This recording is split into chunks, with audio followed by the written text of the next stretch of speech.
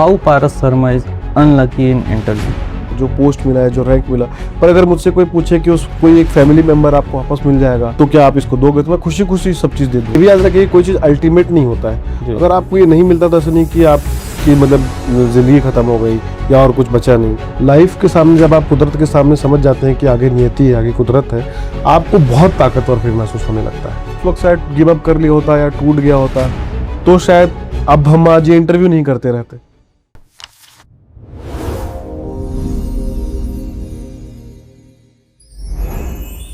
Hello and welcome to yet another episode of metro Gyan. आज हमारे साथ जो शख्सियत मौजूद हैं, उनकी जर्नी सिर्फ सीजीपीएससी एस्पिरेंट्स को ही नहीं बल्कि हर उस इंसान को इंस्पायर करेगी जो लाइफ में कुछ करना चाहता है, आगे बढ़ना चाहता है। आज हमारे साथ मौजूद हैं सीजीपीएससी रैंक 5 होल्डर मिस्टर पारस शर्मा, जो स्टेट फाइनेंस ऑफिसर के पद पर नियुक्त है। तो स्वागत है सर आप।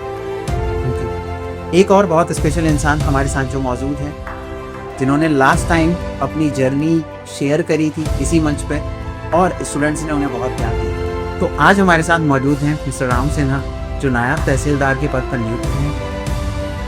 वेलकम टू मेट्रो ज्ञान राम सिन्हा जी। थैंक यू कुशाल जी। तो राम सिन्हा जी, अब आप इस कॉन्वर्सेशन को आगे लेके जाइए और पारस शर्मा जी की जितने भी एक्सपीरियंसेस हैं, जो भी उनकी जर्नी रही है, उन्हें स्टूडेंट्स से समझाइए। Thank you Kushal. Very big thank you to mentors Gyan और आशीष जी का, जिन्होंने मेरे को ये अवसर दिया। और आज हमारे बीच पारस शर्मा सर हैं, जिनके पूरी जर्नी शुरू से जानेंगे। तो पारस जी, शुरू से शुरू करिए अपनी जर्नी के बारे में। देखिए, पीएससी को लेकर के जो मेरा इंट्रोडक्शन था वो काफ़ी देर से हुआ कि कैसे इसको अप्रोच कैसे करते हैं। और पहले ये बहुत रॉकेट साइंस लगता था कि कुछ लोग होते होंगे जो बहुत पढ़ते होंगे और उन्हीं लोग इसको परस्यू करते होंगे। पर फिर 2019 नवंबर में मैंने डिसाइड किया कि मुझे भी इसको करना है और मैं बिलासपुर शहर आया। मेरे दोस्त काफ़ी लोग तैयारी ऑलरेडी कर रहे थे बिलासपुर में। तो उसमें एक मेरा दोस्त है हेमचंद पटेल, उन्होंने मुझे बुलाया, अपने साथ रखा और पहली बार फिर मैं 2020 का जो 2020 में जो 2019 का पीएससी हुआ वो मैंने पहला अटेम्प्ट दिया। तो वो बाद में उसका रिजल्ट आया वो क्लियर नहीं हुआ, पर 2020 का जो पीएससी था जो 2021 में होता है, वो उस पर मैं पहली बार मेरा सिलेक्शन हुआ और उसमें मैं कॉमर्शियल टैक्स इंस्पेक्टर के पद पर चयनित हुआ। उसके बाद फिर से नेक्स्ट ईयर जो था वो मेरा प्रीलिम्स क्लियर नहीं हुआ। 2022 में फिर मैंने रैंक 40 सिक्योर किया और नायब तहसीलदार का पद हासिल किया। उसके नेक्स्ट ईयर फिर मेरा प्रीलिम्स क्लियर नहीं हुआ और 2024 का जो पीएससी है उस पर मैंने रैंक 5 सिक्योर किया और अभी स्टेट फाइनेंस ऑफिसर का पद हासिल किया। मैं जानना चाहूँगा, आपका जिस दिन रिजल्ट आया रैंक 5, क्या आपने सोचा था? नहीं, फीलिंग रही उस दिन? हाँ, इस 2 बार से जो मेंस हो रहा है, अगर बहुत ऑनेस्टली मैं बताऊं तो 2 बार का जो मेंस हो रहा है उस पर मेंस देने के बाद तो ये फील नहीं हो पा रहा है कि वो गया कैसा है। कोई मेंस के बाद भी पूछता है कि पेपर कैसा गया तो सही आंसर ही नहीं मालूम। इस बार तो कई 1-2 पेपर में ऐसा लग रहा था कि कहीं फेल ना हो जाऊं। तो बहुत ईमानदारी से बताऊं तो इतना नहीं मालूम था कि ये बहुत अच्छा होगा, पर कुछ कुछ पेपर्स मैंने अच्छे निभाए थे। तो उस पर मुझे कॉन्फिडेंट था कि अगर ये 1-2 पेपर अगर मुझे साथ देंगे तो मैं एक अच्छा टोटल नंबर ले आऊंगा, जिससे कि मुझे कोई क्लास 2 का पोस्ट मिल सकता है। पर मैं सिंगल डिजिट रैंक आएगा ऐसा तो नहीं सोचा था। पारस सर, आपकी पूरी सीजीपीएससी जर्नी को और सक्सेस जर्नी को तो जानेंगे ही। सबसे पहले ये जानना चाहेंगे पूरे मेंटर्स ज्ञान के जो व्यूअर्स हैं उनके लिए, और जो सीजीपीएससी एस्पिरेंट है, आप कहाँ से बिलोंग करते हैं, आपका मोटिवेशन क्या रहा इस पूरी सीजीपीएससी यात्रा के लिए, तो वो बताना चाहेंगे। देखिए, मैं जशपुर जिले के कुनकुरी शहर से बिलोंग करता हूँ। मेरी स्कूल एजुकेशंस भी है वो कुनकुरी से ही हुई और उसके बाद मैंने बी सिविल से अपना ग्रेजुएशन किया। उसके बाद पास आउट होने के बाद मैंने कंस्ट्रक्शन कंपनीज में और पीडब्ल्यूडी के लिए काम किया। उसके बाद मैंने फिर, जैसे मैंने बताया कि 2019 से फिर मैंने ये सोचा कि मुझे भी पीएससी पर परस्यू करना चाहिए, तो फिर मैं बिलासपुर आ गया। इस पूरी सीजीपीएससी यात्रा में आपकी एग्जाम क्रैक करने के लिए, सिलेक्शन लेने के लिए क्या आपकी स्ट्रेटजी रही, क्या डेली रूटीन रहा जिसको एस्पिरेंट्स अपना सके, फॉलो कर सके? और जब मैं तैयारी करने के लिए आया था तब मुझे बहुत कुछ पता नहीं था, और तब मैं अपने कुछ लोग जो मेरे दोस्त पहले से तैयारी कर रहे थे उनसे जो मैं सीख पाया। शुरुआती समय में मुझे टुटेजा सर का, सुनील टुटेजा सर का मार्गदर्शन मिला, तो उनको सुनने के बाद और कुछ जो मेरे पहले से दोस्त तैयारी कर रहे थे उनसे मैं खुद एक समझ पाया कि तैयारी करने का कोई ऐसा कोई फिक्स टाइम नहीं है और वो उसको लिमिट नहीं करना चाहिए। मुझे समझ में आया कि मैं इसी ऑब्जेक्टिव के साथ आया हूँ, तो इसके अराउंड ही मेरा लाइफस्टाइल होना चाहिए। ये प्राइम चीज़ होगा जो मैं हम सब जब तैयारी करने के लिए आते हैं तो हमारा तैयारी करना उस एग्ज़ाम के अराउंड, उसके जो उसको जस्टिफाई करे उसके अराउंड ही हमारा लाइफस्टाइल होना चाहिए। तो मैं भी वैसे ही था।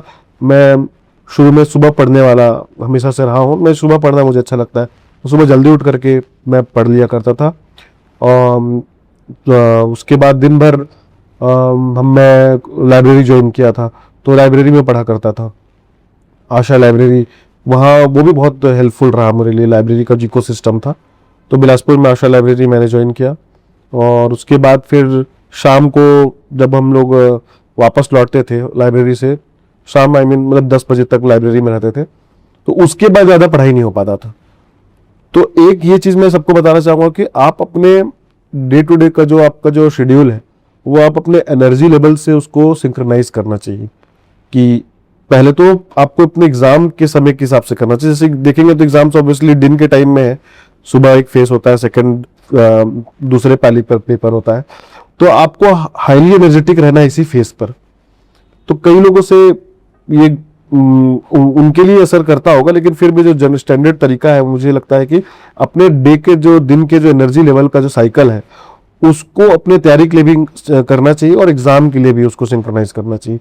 तो मेरे साथ ऐसा था कि मुझे सुबह बहुत एनर्जेटिक लगता था, मैं उस वक्त पढ़ता था और वो पूरा एनर्जी लेवल एक पूरे दिन तक मुझे ले जाता था। उसमें फिर से दोपहर को अगर थोड़ा सा लो हो रहा है तो मैं उस वक्त जैसे कुछ ज़्यादा इंटरेस्टिंग चीज़ पढ़ लिया जिससे कि वो मुझे फिर भी इंटरेस्ट आ रहा है। जैसे मुझे मैथ्स रीजनिंग उस वक्त बना लिया करता था। शाम के टाइम एक बार फिर से एक एनर्जी लेवल हाई होता था 6 बजे से लेकर के 9 बजे तक, तो फिर से मैं वहाँ पर पढ़ने लग जाता था। तो उस तरीके से मैं अपना पढ़ाई को डिजाइन किया हुआ था। मतलब आपका कहना है कि स्टडी होनी चाहिए लेकिन क्वालिटी स्टडी होनी चाहिए। हाँ, कई बार ऐसा होता है कि हम खुद ही नहीं समझ पाते, जब हम बहुत लो हैं और बहुत इंपॉर्टेंट चीज पढ़ रहे हो तो वो मैच नहीं हो पाता है, तो उस वक्त बस वो समय ज़ाया होता है या फिर हम उतना आउटपुट नहीं निकाल पाते अपने उस सेशन से। तो जब हमको बहुत इंपॉर्टेंट पढ़ना हो तो हमको भी उतना ही एनर्जेटिक और उतना ही अवेयर होना चाहिए।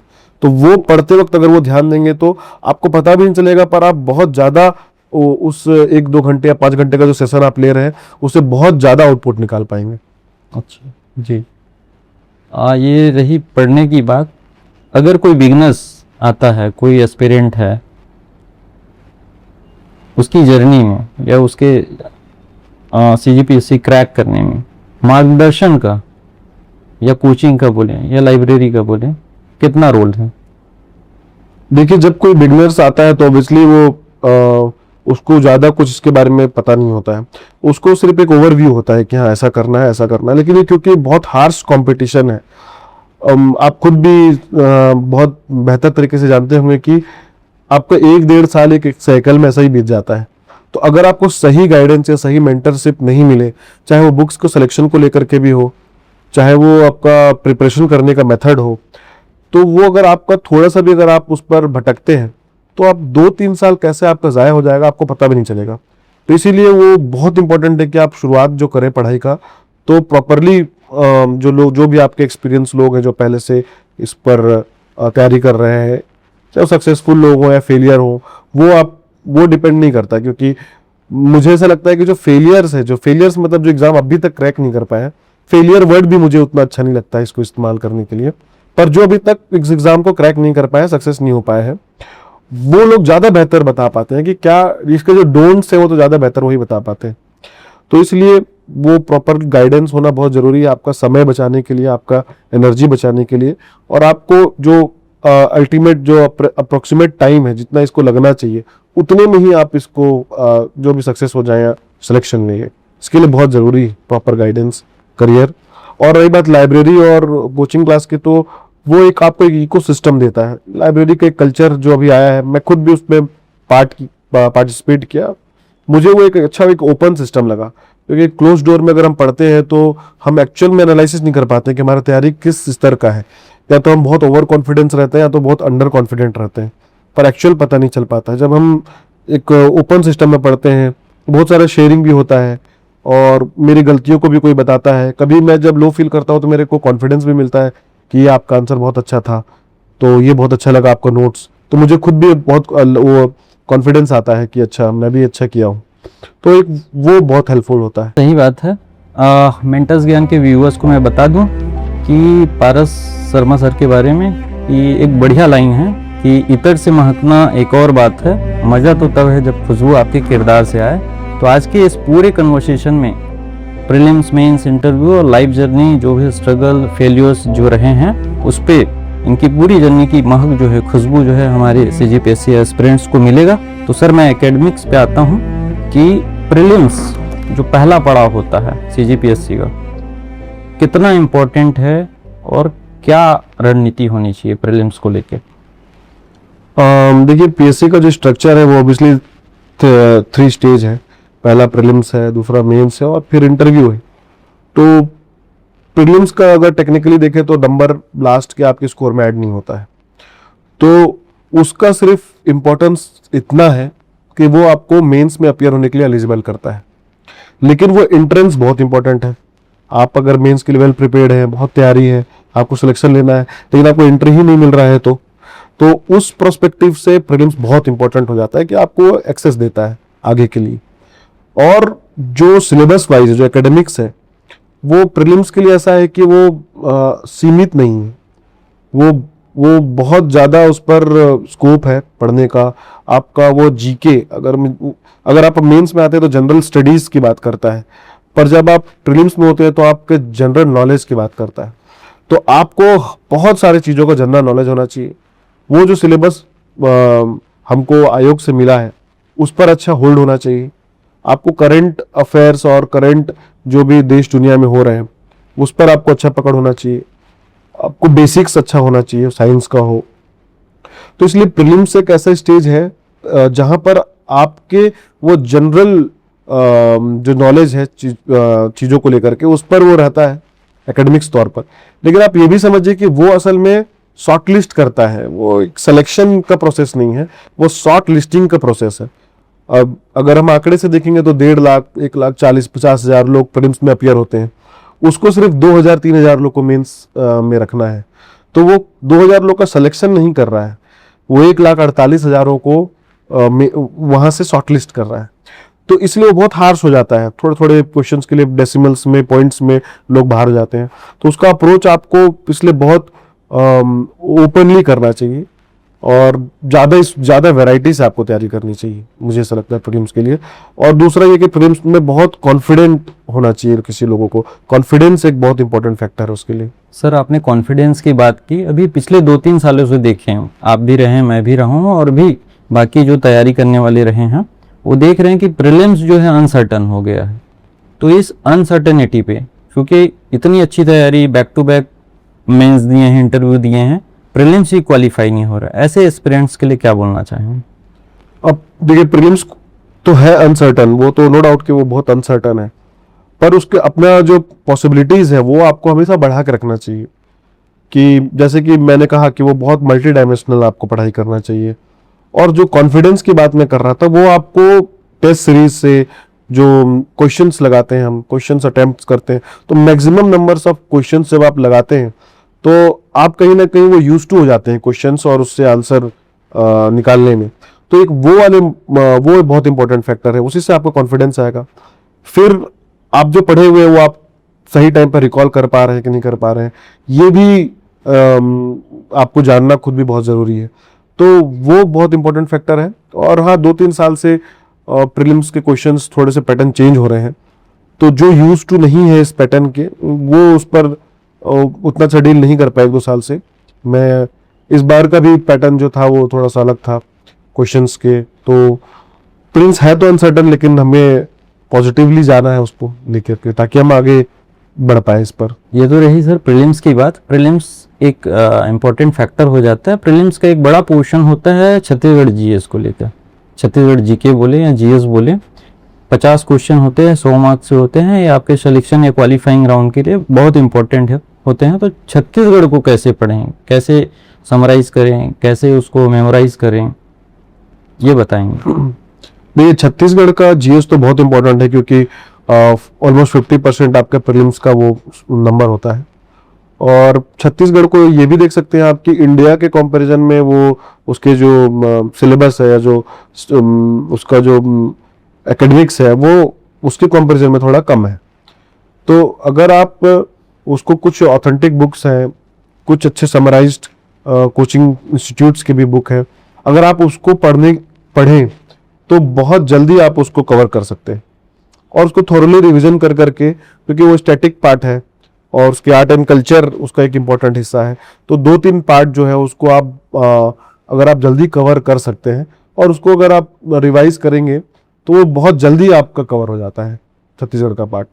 इंडिया में क्योंकि वो बटा हुआ है, एंशिएंट है, मिडिवल है और आपका मॉडर्न है, ज्योग्राफी बहुत अलग अलग टाइप का है, तो इस वजह से उसमें हो सकता है बहुत टाइम लगता है। पर छत्तीसगढ़ अगर आप पढ़ेंगे तो आप जल्दी कवर कर सकते हैं उसको। सर ये तो रही प्रीलिम्स के। अब आते हैं, अभी मेंस का फेस है और बहुत सारे कैंडिडेट जो है अभी अपीयर होने वाले हैं। इस अनसर्टेनिटी में बहुतों को अवसर मिला है, तो उस अवसर को भुनाना चाहिए मुझे जहाँ तक लगता है। और मैं सारे मेंटस ज्ञान के व्यूअर्स को और सीजीपीएससी एस्पिरेंट्स को बता दूं कि सीजीपीएससी 2024 में जो रैंक 5 पारस शर्मा सर का लगा है उसमें मेंस के टॉपर रहे हैं 713 नंबर के साथ। तो ये बड़ा अचीवमेंट है। और अभी हम बात करेंगे मेंस को लेके। 1.5-2 महीना करीब 1-1.5 महीना बचे हैं सर। अगर रिवीजन को हटा दें तो मिनिमम 1 महीने के करीब हैं। तो मेंस को बोला जाता है mains is the mother of all exam, CGPSC के लिए भी। तो क्या रणनीति होनी चाहिए? अब मेंस को लेकर के देखिए, अभी क्योंकि बहुत कम समय बचा है, तो सबसे पहले तो अपना जो सिलेबस है वो कंप्लीट करें। अपने नोट्स, जिस बुक से आप पढ़ते हैं, जो आपने नोट्स बनाया है उस सिलेबस के अकॉर्डिंग वो एक बार कंप्लीट करें। कोशिश करें कि 2 बार रिवीजन करने का समय निकाल पाए। मैथ्स 4th पेपर का एक बहुत इंपॉर्टेंट हिस्सा है जहाँ पर आपको पूरे नंबर मिलते हैं, तो मैथ्स पर आप काम करें, मैथ्स और रीजनिंग पर। लैंग्वेज जो है वो पूरे थ्रू आउट आपका जो 40 दिन बचा है, 30 दिन बचा है, वो थोड़ा रोज करिए। जो फर्स्ट पेपर है लैंग्वेज है, सेकंड पेपर ऐसे है और 4th पेपर जो साइंस का है, ये तीनों पेपर जो है वो आपकी स्कोरिंग पेपर है। तो इस पर तो लगातार काम करते रहना चाहिए। इसको बहुत ऐसा नहीं सोचना चाहिए कि 2 दिन 3 दिन या लास्ट के कुछ दिन में मैं कर लूंगा। ये लगातार ही पूरे आपके 40 दिन तक चलते रहने चाहिए। और उसके बाद आपके कुछ जो पेपर है जो आपको लगता है कि थोड़ा मैं उस पर वीक हूँ या उस पार्ट पर वीक हूँ, उस पर समय निकाल करके आपको काम करना चाहिए। और इस बीच भी आपको आंसर राइटिंग की भी प्रैक्टिस करनी चाहिए, क्योंकि उसको आपको 3 घंटे लिखने भी हैं। और क्या आप पहले मिनट से लेकर के आखिरी 3 घंटे तक आप अपनी स्पीड मेंटेन कर पा रहे हैं, आप वो क्वालिटी कंटेंट डिलीवर कर पा रहे हैं, वो कंटेंट जो आपने पढ़ा है, तो वो भी आप बार बार लिख करके, और जो क्वेश्चंस को क्या आप सही ड्राफ्टिंग करके निभा पा रहे हैं, तो वो भी बीच बीच में ऐसा अपने आप को आजमाना चाहिए।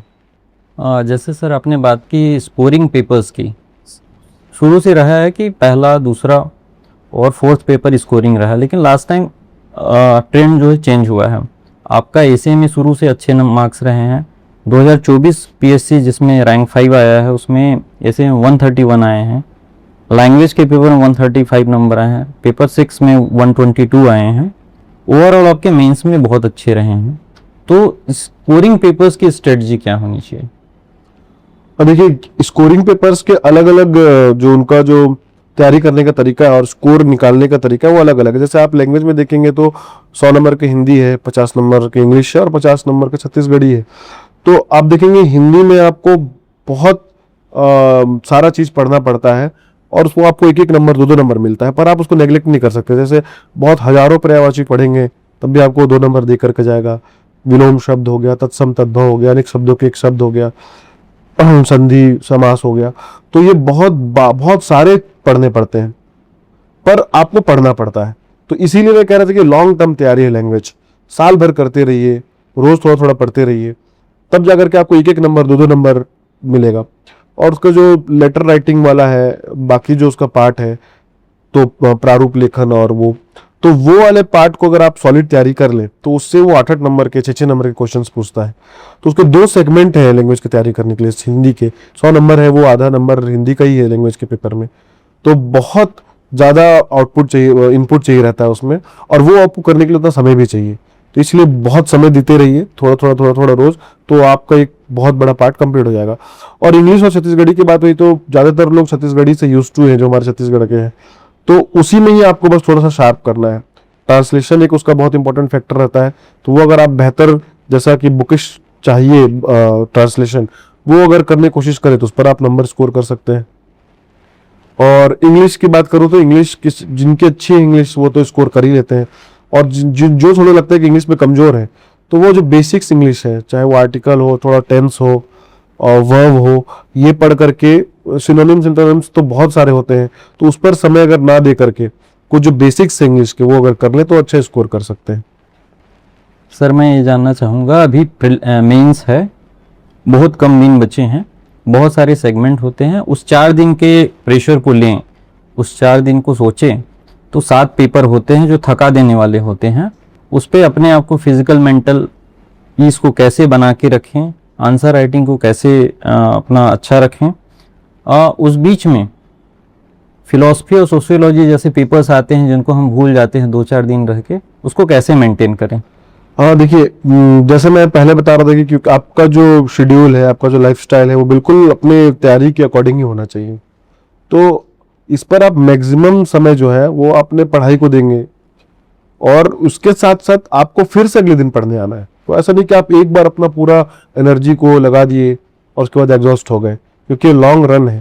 तो आपको बार बार अपने आप को रिजुविनेट करना होगा, रिफ्रेश करना होगा। तो उसके लिए प्रॉपर आपका जो आपका स्लीपिंग पैटर्न है वो बहुत बेहतर होना चाहिए, आपका जो खान पान है वो बहुत बेहतर होना चाहिए, और आपका बहुत ज़्यादा समय किसी चीज़ पर ऐसा जाया ना हो जो इससे इत्तेफाक नहीं रखता आपकी तैयारी से। तो आप ये कोशिश करिए। तो अब हम देखिए, हम जब पढ़ते हैं, हम एज ए स्टूडेंट, तो हमारा माइंड ही और जो है हमारा सबसे बड़ा शस्त्र होता है, अस्त्र होता है। तो वो जितना रिलैक्स्ड रहेगा, आपको उतना ही मेमोरी पावर बढ़ेगा, आपको उतना ही आपके कठिन समय पर वो आपको वहां से निकालने में साथ देगा। तो इसीलिए बहुत प्रॉपरली नींद लीजिए, अच्छा खाना खाइए, और अपने ऑब्जेक्टिव को बार बार अपने आप को याद दिलाइए, तभी वो जो बाकी चीजें जो होती है जो इसके अगेंस्ट है वो आपको डिस्टर्ब नहीं करेगा। आप बार बार अपने ऑब्जेक्टिव याद करिए कि मैं यहाँ आया हूँ, मैं इस उम्मीद से आया हूँ, और मैं क्या सोच करके आया हूँ। तो बार बार आप उसको रिवाइज करते रहिए, तो आपको रखे रहेगा सही रास्ते पर। सर ये तो रही पेपर 1 की लैंग्वेज की बात है। पेपर 2 ऐसे का, निबंध का जो पेपर है, बहुत सिलेक्शन में बड़ा हाथ होता है। अभी कम टाइम में, कम कंटेंट में, है ना, कैसे ऐसे को तैयार करें, कैसे रिप्रेजेंट करें जिससे बेहतर अंक मिले मेंस में? ऐसे को लेकर के सबसे पहले तो आप जो काफ़ी 1-2 साल से जो हॉट टॉपिक्स रहे हैं, जो बहुत कुछ फ्लैगशिप योजनाएं होते हैं दोनों सेंट्रल और स्टेट के, तो कुछ प्रोमिनेंट इश्यूज हुए हैं global wise, nation wide, state में, इन सारे चीज़ों को पहले शॉर्टलिस्ट कर लीजिए। शॉर्टलिस्ट करने के बाद इस पर बहुत अच्छे एक रिसर्च वर्क कर लीजिए, और उसके कुछ इंपॉर्टेंट कंटेंट्स को पेन डाउन करके रख लीजिए, और उसको बाद में, क्योंकि जितना वर्ड लिमिट है इस समय, उस लिमिट के अनुसार उसको ड्राफ्ट करके एक अपने, जो मुझे लिखना तो मुझे ही है, तो अपने लिए अपने अकॉर्डिंग ढाल करके उसको लिख करके रख लीजिए। 2-3 बार उसको रिवीजन करेंगे तो वहाँ पर बहुत हद तक वैसे ही लिखाया जाता है, हम लिख पाते हैं जैसा हमने तैयारी करते वक्त लिखा था। जैसे मैं जानना चाहूँगा सर, ऐसे में आपके शुरू से स्कोरिंग मार्क्स रहे हैं, 152 नंबर लास्ट पीएससी में रहे हैं, अभी जो है 131 रहे हैं, तो बहुत हाईली स्कोर्ड हैं। तो ऐसे लिखने की जब बात आती है तो 2-3 तरीके हैं जो सीजीपीएससी तैयारी जगत में देखने को मिलता है, एक पैराग्राफ में लिखें, एक पॉइंट के साथ हाईलाइट करते हुए लिखें, तो क्या बेहतर होगा। और दूसरा ये है कि अभी जो ट्रेंड में चला है ऐसे में फ्लो चार्ट डायग्राम या आपका प्रेजेंटेशन कैसा हो उस पे बताएंगे आप, या आप कैसे लिखते थे। देखिए, निबंध जो है वो एक हिंदी की एक शैली है, और लोग अक्सर बोलते हैं कि निबंध जो कि बंधन रहित है उस पे बहुत मुक्त हस्त लिखना है, लेकिन वो तब पॉसिबल होता है जब आपको 5,000 10,000 शब्द पर निबंध लिखा जाते हैं। लोग जो साहित्यकार निबंध लिखते हैं किसी टॉपिक्स पर, ये जब आपको 750 पर वो लिमिट कर दिया है, आपको 50 नंबर उस पर दे रहा है, 4 पन्ना दे रहा है, तब ये बहुत हद तक आप निबंध को वैसे नहीं अप्रोच कर सकते जैसे एक्चुअल में निबंध एक शैली की तरह होता है। तब आपको ये करना है कि वो जो टॉपिक है जो जिस पर निबंध लिखने को आपको बोला गया है, तो आपको उसी वर्ड लिमिट पर ही आपको सारी बातें बतानी है। तो बहुत हद तक वो बहुत उतना ओपन नहीं रहा जितना निबंध को लेकर के हम सोचते हैं। तो आप उसको अप्रोच करने के दोनों तरीके हैं। पैराग्राफ राइटिंग्स में ये होता है कि फिर आपने जो कंटेंट उसको आप बताया है वो बहुत प्रोजेक्ट होकर के नहीं आ पाता है, तो और जब आप पूरा पॉइंट लिखते हैं तो फिर वो निबंध वाली बात नहीं रह जाती है। तो इसलिए कोशिश करिए कि दोनों के बीच बैलेंस करके ते हुए चले। जो उसके मेन पॉइंट्स हैं वो आप उसको सब हेडिंग्स में लिख सकते हैं। आपको कहीं पर फ्लो चार्ट बनाना है, आपको कहीं पर मैप बनाना है, वो सबको बहुत अच्छा बैलेंस करते हुए, और कहीं पर हमको पैराग्राफ्स भी लिखने पड़ते हैं क्योंकि वो बात इतना इंपॉर्टेंट है, वो जो 5 लाइन 6 लाइन ले रहा है तो एक पैराग्राफ ही क्रिएट हो जा रहा है। तो इसलिए सब headings, paragraphs, flow chart, map, उसका एक मिक्सचर होगा जो जैसा वो ऐसे वो पूछा हुआ है। पर बहुत हमको जो उस पर मतलब यही याद रखना है कि इससे एक ही अप्रोच के साथ नहीं जाना चाहिए। तो सर आपका ये कहना है कि ऐसे में वेरिएशन होना चाहिए, जैसे 2 ऐसे छत्तीसगढ़ का है, 2 इंडिया से रिलेटेड हैं, तो ये मिक्स होना चाहिए, आपका पैटर्न सेम नहीं होना चाहिए जो चारों ऐसे हैं। हाँ, इंडिया पार्ट में देखिए, इंडिया और जो ग्लोबल से जो एसेस आते हैं वो जनरली जो होते हैं वो बहुत अलग टॉपिक्स रहते हैं, चाहे वो क्लाइमेट को लेकर के हो देखें, या कुछ वॉर्स पर, बैटल जो पहले हुए उस पर है, या कोई और दूसरे मुद्दे पर होते हैं। तो उसमें कंटेंट हमारे पास बहुत ज़्यादा है, बहुत ज़्यादा वैरायटी है, तो उसको बहुत जल्दी समराइज करना वो एक बहुत बड़ा चैलेंज होता है। तो उसको लिखने का तरीका बहुत अलग है।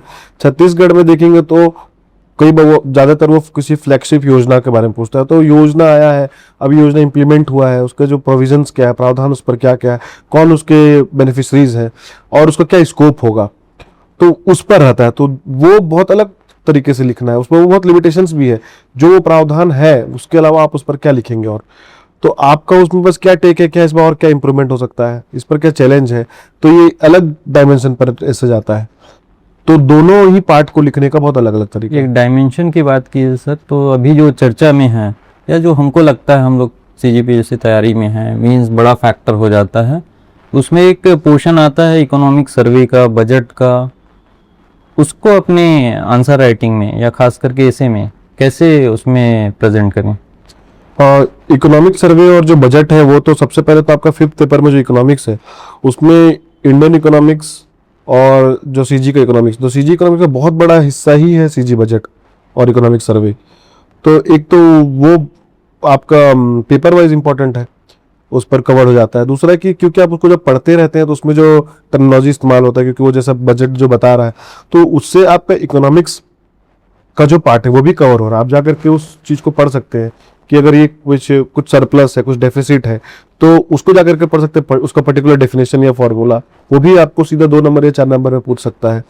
सेकेंडली कि वो अभी देखेंगे हम काफ़ी सालों से, तो जो छत्तीसगढ़ का एस्से है उसमें सीधा वो इकोनॉमिक CG बजट को पूछता है, या उसका जो जैसे गति हो गया या ज्ञान हो गया, ज्ञान से गति हो गया प्रॉपरली इसको, या विजन 2047 हो गया, तो वो सीधा पूछ रहा है। तो एक वो भी आपका एक एस्से भी तैयार हो जा रहा है, तो इकोनॉमिक्स का पार्ट हो जा रहा है आपका डायरेक्ट क्वेश्चंस बन रहे हैं, उससे आपको किसी आंसर राइटिंग में भी मदद कर रहा है, चाहे वो ज्योग्राफी का हो, उस पर भी आप बहुत सारा वो फिशरीज पर क्वेश्चन जब आते हैं, या एनिमल हस्बेंड्रीज पर क्वेश्चन आते हैं, फॉरेस्ट पर क्वेश्चन आते हैं, तो आपको डाटा लिखने में भी हेल्पफुल होता है।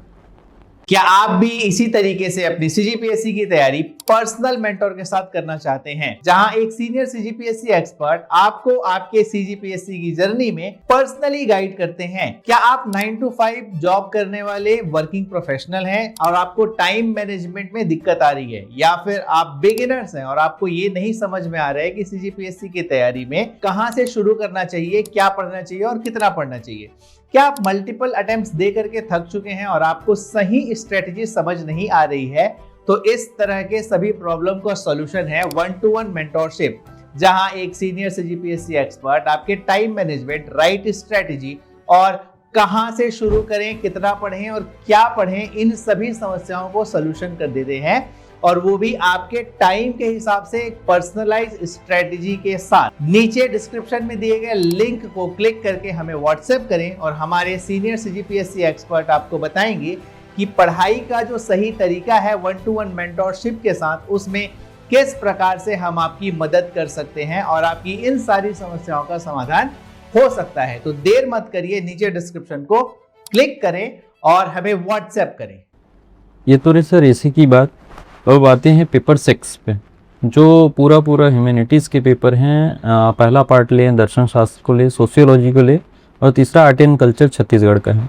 तो छत्तीसगढ़ के आर्ट एंड कल्चर को छोड़ें तो ऊपर के जो 2 पोर्शन हैं फिलोसफी और सोशियोलॉजी, वो जो भूलने वाला है और अभी मेंस का फेस है, तो कम टाइम में कैसे मेमोराइज करें, कितना पढ़ें कि एग्ज़ाम क्रैक हो जाए, क्वालिफाई हो जाए या अच्छे मार्क्स आ जाए।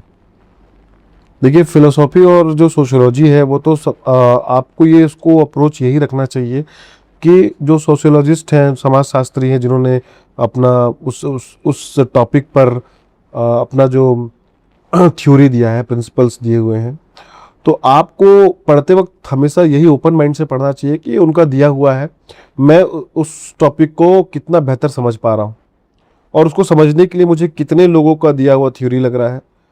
तो जब आप आंसर लिखेंगे तब भी आप ये काम कर सकते हैं कि क्योंकि बहुत लोगों ने उस पर बात किया हुआ है, तो आप किससे समझ पाए बेहतर, जब आप आंसर लिखे तो आप उन्हीं को कोट करते हुए उनका वर्जन को लिखिए, तो एक बहुत हेल्पफुल होता है।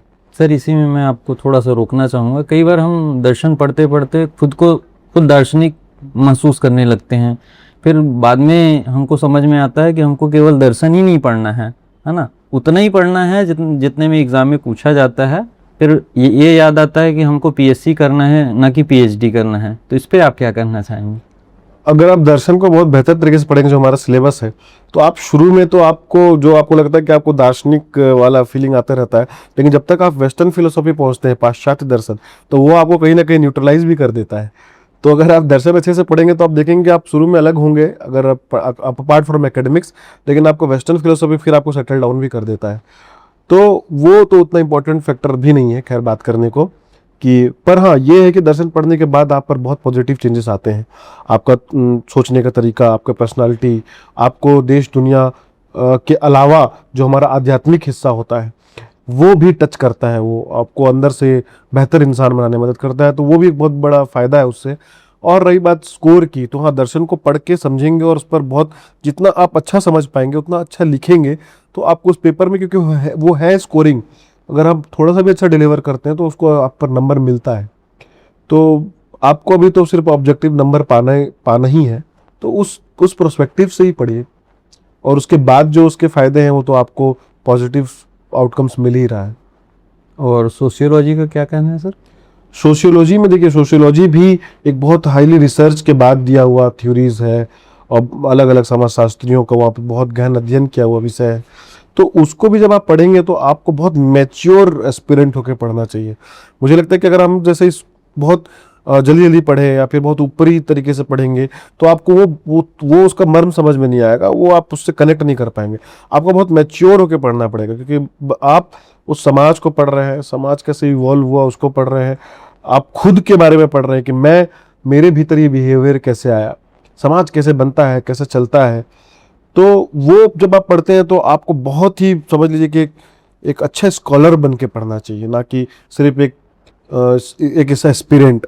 बाद में आप उसको अपने ऑब्जेक्टिव में ड्राफ्ट करिए कि हाँ मुझे इस पर नंबर हासिल करना है, तो मुझे कैसा लिखना सर होगा। जैसे समाजशास्त्र के बारे में बोले, मैं खुद समाजशास्त्र का विद्यार्थी रहा हूँ और हूँ भी अभी, और जब तैयारी में बहुत कम सेगमेंट है, 50 नंबर के हैं, कई बार हमको लगता है कि बड़ा पोर्शन जो है पार्ट 1 पार्ट 3 है वो नेग्लिजिबल हो जाता है। तो उस पर आपका क्या कहना है? और दूसरा समाजशास्त्र को लेकर ये है, कई बार पढ़ते पढ़ते ये लगता है कि हम बहुत दिन छूट जाते हैं तो भूला भूला सा लगता है, तो उस पे कैसे प्रिपेयर करें? हाँ, क्योंकि वो सिलेबस बहुत वास्ट है, जैसे आपको भी ये बहुत बेहतर तरीके से पता होगा, और कि उसको बार बार बीच बीच में तो टच करना ही चाहिए, रिवीजन करते रहना चाहिए। और इसलिए रिवीजन यहाँ पर बहुत इंपॉर्टेंट फैक्टर हो जाता है, क्योंकि इसमें से हम देखेंगे कि 7 पेपर हैं, 7 के अलग अलग पार्ट्स हैं। हर पेपर में हम कमांड नहीं रख सकते हमेशा, हमको उसको बार बार टच करना पड़ता है, रिवाइज करना पड़ता है और उससे बने रहना पड़ता है। तो रिवीजन एक बहुत इंपॉर्टेंट फैक्टर है। और आप खुद भी बहुत अच्छा स्कोर भी करते आए और आपका सोशियोलॉजी में अच्छा पकड़ भी है, तो आप भी इसको बेहतर बता सकते हैं सारे एस्पिरेंट्स को। मुझे लगता है कि आप भी इसमें एड्रेस कर सकते हैं। अच्छा, बिल्कुल बिल्कुल सर। सोशियोलॉजी पेपर ऐसा है, उसको नेग्लिजिबल नहीं करना चाहिए। मेंस का क्रक्स मुझे जहाँ तक लगता है कि कोई भी अपना 2 पार्ट जो आप पे इंटरेस्ट है, जिसमें पकड़ है, जिसमें आपका स्ट्रेंथ है, उसको मजबूत करना चाहिए। जो एक पार्ट आपका बच जाता है उसमें एवरेज गेन करना चाहिए। यही मेंस का क्रक मैं जहाँ तक समझता हूँ। हाँ जी जी, वो तो अपना अपना जो, जैसे किसी का जो स्ट्रेंथ है उसको और अच्छा बनाना चाहिए, मुझे ऐसा लगता है। और जो कोई वीक पार्ट है उसको वीक नहीं मान करके उसको निभाना चाहिए कि मैं उस पर एवरेज रहूं। सर अब आते हैं पेपर 7 पे। शुरू से पेपर 7 ऐसा रहा है, जब से 2018 से सिलेबस चेंज हुआ है, पेपर 7 ऐसा रहा है कि अनसर्टन रहा है। एवरेज मार्क्स ही ले आए तो बहुत होता है। और पेपर 7 की रणनीति ऐसी है कि लास्ट डे होता है, किसी का पेपर 6 तक अच्छा जाता है तो पेपर 7 भी जाना स्वाभाविक है, किसी का पेपर पूरा बिगड़ जाता है तो पेपर 7 का बिगड़ना स्वाभाविक। तो उसको पेपर 7 को कैसे हैंडल करें? पेपर 7 तो देखिए बहुत ही अनसर्टन रहा ही जब से वो आया, बिल्कुल सही। पर यह है कि हमको उसका जो सिलेबस है वो उस पर, वो जो पहला पार्ट वो एक्ट पर बात करता है, तो उन सारे एक्ट्स को हम बेहतर तरीके से समझ पाए और समराइज करके लिख लें, कुछ के इंपॉर्टेंट सेक्शंस कुछ जान जाएं। और जो इंटरनेशनल ऑर्गेनाइजेशन, अंतर्राष्ट्रीय संस्थाएं वाला जो इसका हिस्सा है, वो भी हम उसको बेहतर, उसके ऑब्जेक्टिव्स और उसके फंक्शन को पढ़ लें। और हमारा जो उसमें स्पोर्ट्स वाला पार्ट है, तो स्पोर्ट्स तो बहुत सारे उसके स्कोप है पढ़ने को, पर हम कितना ही उसको पढ़ सकते हैं। तो इसलिए कुछ कुछ जो बेसिक स्पोर्ट्स है, ओलंपिक्स के जो स्पोर्ट्स हैं, वो एटलीस्ट हम कर लें। लेटेस्ट में अगर कुछ हो रहा है, इंडिया में कोई होस्ट कर रहा है किसी चीज़ को, तो वो पढ़ लें। और फिर जो बाद में उसका एजुकेशन, एम्प्लॉयबिलिटी और ह्यूमन रिसोर्सेस वाला जो पार्ट है, तो वो जो है वो डे टू डे अभी क्या कुछ चल रहा है, और एजुकेशन और एम्प्लॉयमेंट को जो लिंक करने वाले पार्ट्स हैं, जो अब मिनिस्ट्री ऑफ एजुकेशन क्या बोलता है, ministry of employment, labour and employment क्या बोलता है, तो वो जो उसका जो ईयर एंड बुक आया है, उसको अगर हम लोग स्टडी करें तो उससे हमको कुछ कुछ पता चल जाएगा कि हाँ, गवर्नमेंट अपने 1 साल 2 साल या 5 साल के प्लान में क्या क्या चीज़ों को कवर की है। तो वो बहुत हेल्प करता है कि ये किस दिशा में जाने वाला है ये पेपर। फिर भी इसके बाद भी बहुत अनसर्टन है, बहुत फैक्चुअल पूछ देता है, बहुत स्पेसिफिक पूछ देता है, तो उसको अब वो तो अभी हमारे लिए भी अभी अबूझ पहेली है 7th पेपर। ये तो रही मेंस की स्ट्रेटजी। आप बहुत कम शब्दों में एक क्रक्स बताना चाहें अभी जो मेंस एस्पिरेंट जो देने वाले हैं उनके लिए, कि क्या मूल मंत्र है मेंस क्लियर करने में? अभी जितना वक्त बचा है उसमें सबसे इम्पोर्टेंट तो ये है कि अपना जो सिलेबस है वो पहले जल्दी से कंप्लीट करें। जो आपका कॉपी है, जो आप अंडरलाइन करके रखे हो, मार्क करके रखें, वो आपको कॉन्फिडेंस देगा सबसे पहला। तो वो आपको कॉन्फिडेंस बहुत ज़रूरी है लेना, तो वो आप कंप्लीट करिए। उसको 2 बार रिवीजन करने के लिए समय निकालिए, 2 बार रिवीजन कर पाए। आंसर राइटिंग करके आप अपने आप को फिर से कॉन्फिडेंस दें कि हाँ, मैं जो पढ़ा हूँ वो लिख पा रहा हूँ। और उसको बेहतर ड्राफ्टिंग और प्रेजेंटेशन पर ध्यान दीजिए। लैंग्वेज पर काम करिए, लैंग्वेज को बार बार पढ़ते रहिए, और मैथ्स रीजनिंग पर काम करिए। मेंस का ये पूरा फेज जो होता है सर, बहुत कुछ चीज़ें छोड़ना पड़ता है, त्यागना पड़ता है। क्या छोड़ना, कितना छोड़ना, कहाँ छोड़ना, कितना इम्पोर्टेंट है? देखिए, आप क्या रखना है, क्या छोड़ना है, अगर इस पर अगर आप ध्यान देंगे तो शायद आप हमेशा इस पर ही बिजी रहेंगे, वो लिस्ट बनाते बनाते। पर इसके बजाय अगर आप अपना जो उद्देश्य है, जो अपना ऑब्जेक्टिव है, उस पर अगर फोकस रहेंगे, तो आपको खुद ब खुद पता चल जाएगा कि कौन इसके लिए बेहतर है या फायदेमंद है, मेरे उस उद्देश्य के लिए, कौन इसके अगेंस्ट है। तो वो खुद ही आप छोड़ते जाएंगे और खुद ही आप उसको पाते जाएंगे। पर आप पहले से ही अगर वो लिस्टिंग करने बैठे हैं तो शायद वो बहुत मुश्किल होगा और वो पॉसिबल भी नहीं है। तो मेरा यही अप्रोच रहा है कि जो मेरा एम है, जो मैं सोच के आया हूँ, जो कंस्ट्रक्टिव और जो प्रोडक्टिव सोच मैंने रखा हुआ है, उसके अराउंड ही चलते रहना। उसके लिए जो अगेंस्ट होगा वो खुद ही फील हो जाता है कि ये डोंट्स में है। मतलब ये तो रही सर मेंस की बात। अब अगला पड़ाव आता है इंटरव्यू का। इंटरव्यू के को लेके बहुत सारे मिथक हैं, बहुत सारे इंस्टीट्यूट जो हैं मॉक इंटरव्यू वगैरह चलाते हैं, बहुत सारे सोशल मीडिया प्लेटफॉर्म पे हम अपने को देखने को मिलता है। आप बैक टू बैक इंटरव्यू दिए हैं, मैंने भी दिया है, वहाँ का माहौल को हम लोग जानते हैं। तो एक CGPSC बिगनर्स अगर जानना चाहें या अभी मेंस के बाद जो एस्पिरेंट इंटरव्यू देना चाहें तो वहाँ का माहौल कैसे रहता है। CGPSC इंटरव्यू में जो बोला जाता है कि ये पर्सनालिटी डेवलपमेंट का एरिया है, आपके नॉलेज और कॉन्सेप्ट की पूरी जो पकड़ है उसकी टेस्टिंग हो चुकी है। तो कहाँ तक इम्पोर्टेंट है कि पर्सनालिटी डेवलपमेंट आपके इंटरव्यू के लिए ज़रूरी है कि एक ऑफिसर्स बनने के लिए भी ज़रूरी है? और देखिए इंटरव्यू क्योंकि वो तो लास्ट स्टेज है और ऑब्वियसली जो कोई भी वहाँ तक पहुँचा है तो उन्होंने प्रीलिम्स और मेंस क्वालिफाई करके उस पर नंबर स्कोर करके पहुँचा है, तो उन्होंने एकेडमिक्स में तो अपने आप को प्रूफ कर ही दिया है। इंटरव्यू का मेन ऑब्जेक्टिव ही यही होता है कि उसके इंसाइट को जानना, उस पर उसके पर्सनालिटी को जानना, उसके थॉट को जानना, और वो उसके बावजूद वो कैसे डिलीवर कर रहा है। तो जब जो बिगनर्स होते हैं तो जैसे वो इंटरव्यू के नाम से ही इतना घबरा गए होते हैं, तो इंटरव्यू ऐसा भी कोई ओवरनाइट प्रिपरेशन का चीज़ नहीं है, वो इवॉल्व होते होते आपका पर्सनालिटी डेवलप होता है। इसलिए कोशिश करना ये चाहिए कि जब आप PSC की तैयारी कर रहे हैं तभी से आप अपने पर्सनालिटी पर भी काम करना शुरू करिए। आप थोड़ा अवेयर रहिए अपने बॉडी लैंग्वेज पर, आप अपने बात करने के तरीके पर, आपको जिस विषय को आप पढ़ रहे हैं उस पर आप कम से कम उसको बता पाए, समराइज कर पाए, इतना आपको हमेशा से ही तैयारी करते रहना चाहिए। और इस तरह जब आप वहाँ तक पहुँचेंगे तो आपको बहुत काम करने की ज़रूरत नहीं होगी। फिर आपको सिर्फ जिस साल आप पहुँच रहे हैं उस साल के करंट चीज़ों पर बात करना, बताना और अपना उसको एड्रेस करना, इतना ही आपको करना पड़ेगा। और क्योंकि इंटरव्यू जो है वो आपको पैनिक करके, आपको सप्रेस करके, आपको एक वैसा एम्बियंस देता है कि आप ऐसे में कैसे परफॉर्म करते हैं, आप कैसे, क्योंकि आप जब ऑफिसर बन जाएंगे तो आपको मीडिया को एड्रेस करना होगा, आपको पब्लिक को एड्रेस करना होगा, अपने सबऑर्डिनेट्स को करना पड़ेगा, मीटिंग्स लेने पड़ेंगे। तो तब आप कैसे आप नरेट कर रहे हैं, कैसे आप एड्रेस कर रहे हैं, वही देखना होता है। तो आप बेहतर ओरेटर हैं, अच्छे नरेटर हैं, अच्छा एड्रेस कर पा रहे हैं, उसको कम शब्दों में ऑब्जेक्टिव को पूरा कर पा रहे हैं, तो शायद यही उस इंटरव्यू का ऑब्जेक्टिव होता है। सर ये तो रही थ्योरेटिकली जो इंटरव्यू को ओवर से हम टच करें, ये हो गई। मैं आपके व्यू से जानना चाहूँगा, जैसे मैं डिटेल मेरिट लिस्ट में आपका देख पाया, मेंस के आप टॉपर हैं। जहाँ तक देखा जाता है जो मेंस का टॉपर है टॉप लिस्ट में रहता है, 45 marks. How Paras Sharma is unlucky in interview? जहाँ तक मुझे लगता है, मैं बैक टू बैक बात कर रहा हूँ, आपका बैचमेट भी रहा हूँ, शुरू से जानता भी हूँ। 2020 के PSC में आप CTI बने, 2021 प्रीलिम्स नहीं हुआ, 2022 में नायब तहसीलदार का पद सिक्योर किया, अभी वर्तमान में भी सर्विंग है, 2023 में 112 रैंक के साथ आया। तो बैक टू बैक आप इंटरव्यू दे रहे हैं, 45 नंबर कितना जस्टिफाई करते हैं आप अपने आप? देखिए मैं वहाँ पर जब मैं इंटरव्यू में जब उनको मैं अपने बातों से जब अपना बात रख रहा था, जो इंटरव्यू का पूरा जो क्रक्स रहा, तो मुझे नंबर वाइज तो मुझे नहीं लगता कि वो इंटरव्यू को ये नंबर जस्टिफाई करता है। फिर भी वहाँ बैठे वाले लोगों को बेहतर पता चलता है, और तो मैं उनके नंबर को क्वेश्चन तो नहीं उठा सकता।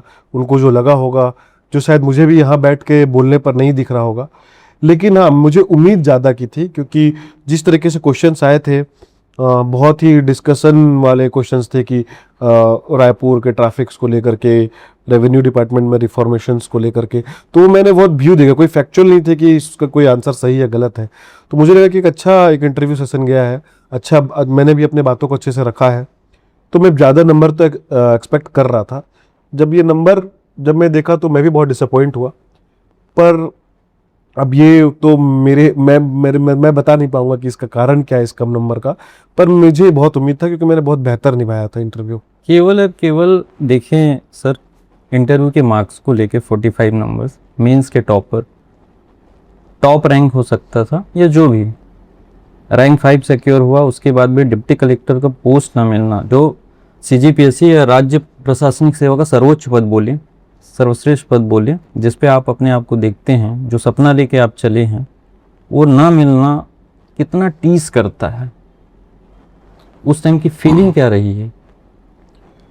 देखिए, पहले तो कि कोई भी पद बहुत सर्वोच्च पद नहीं होता है। मुझे लगता है कि हम जो शासन के लिए काम करने के लिए इस परीक्षा में अपियर करते हैं, इसके हर पद इम्पोर्टेंट है।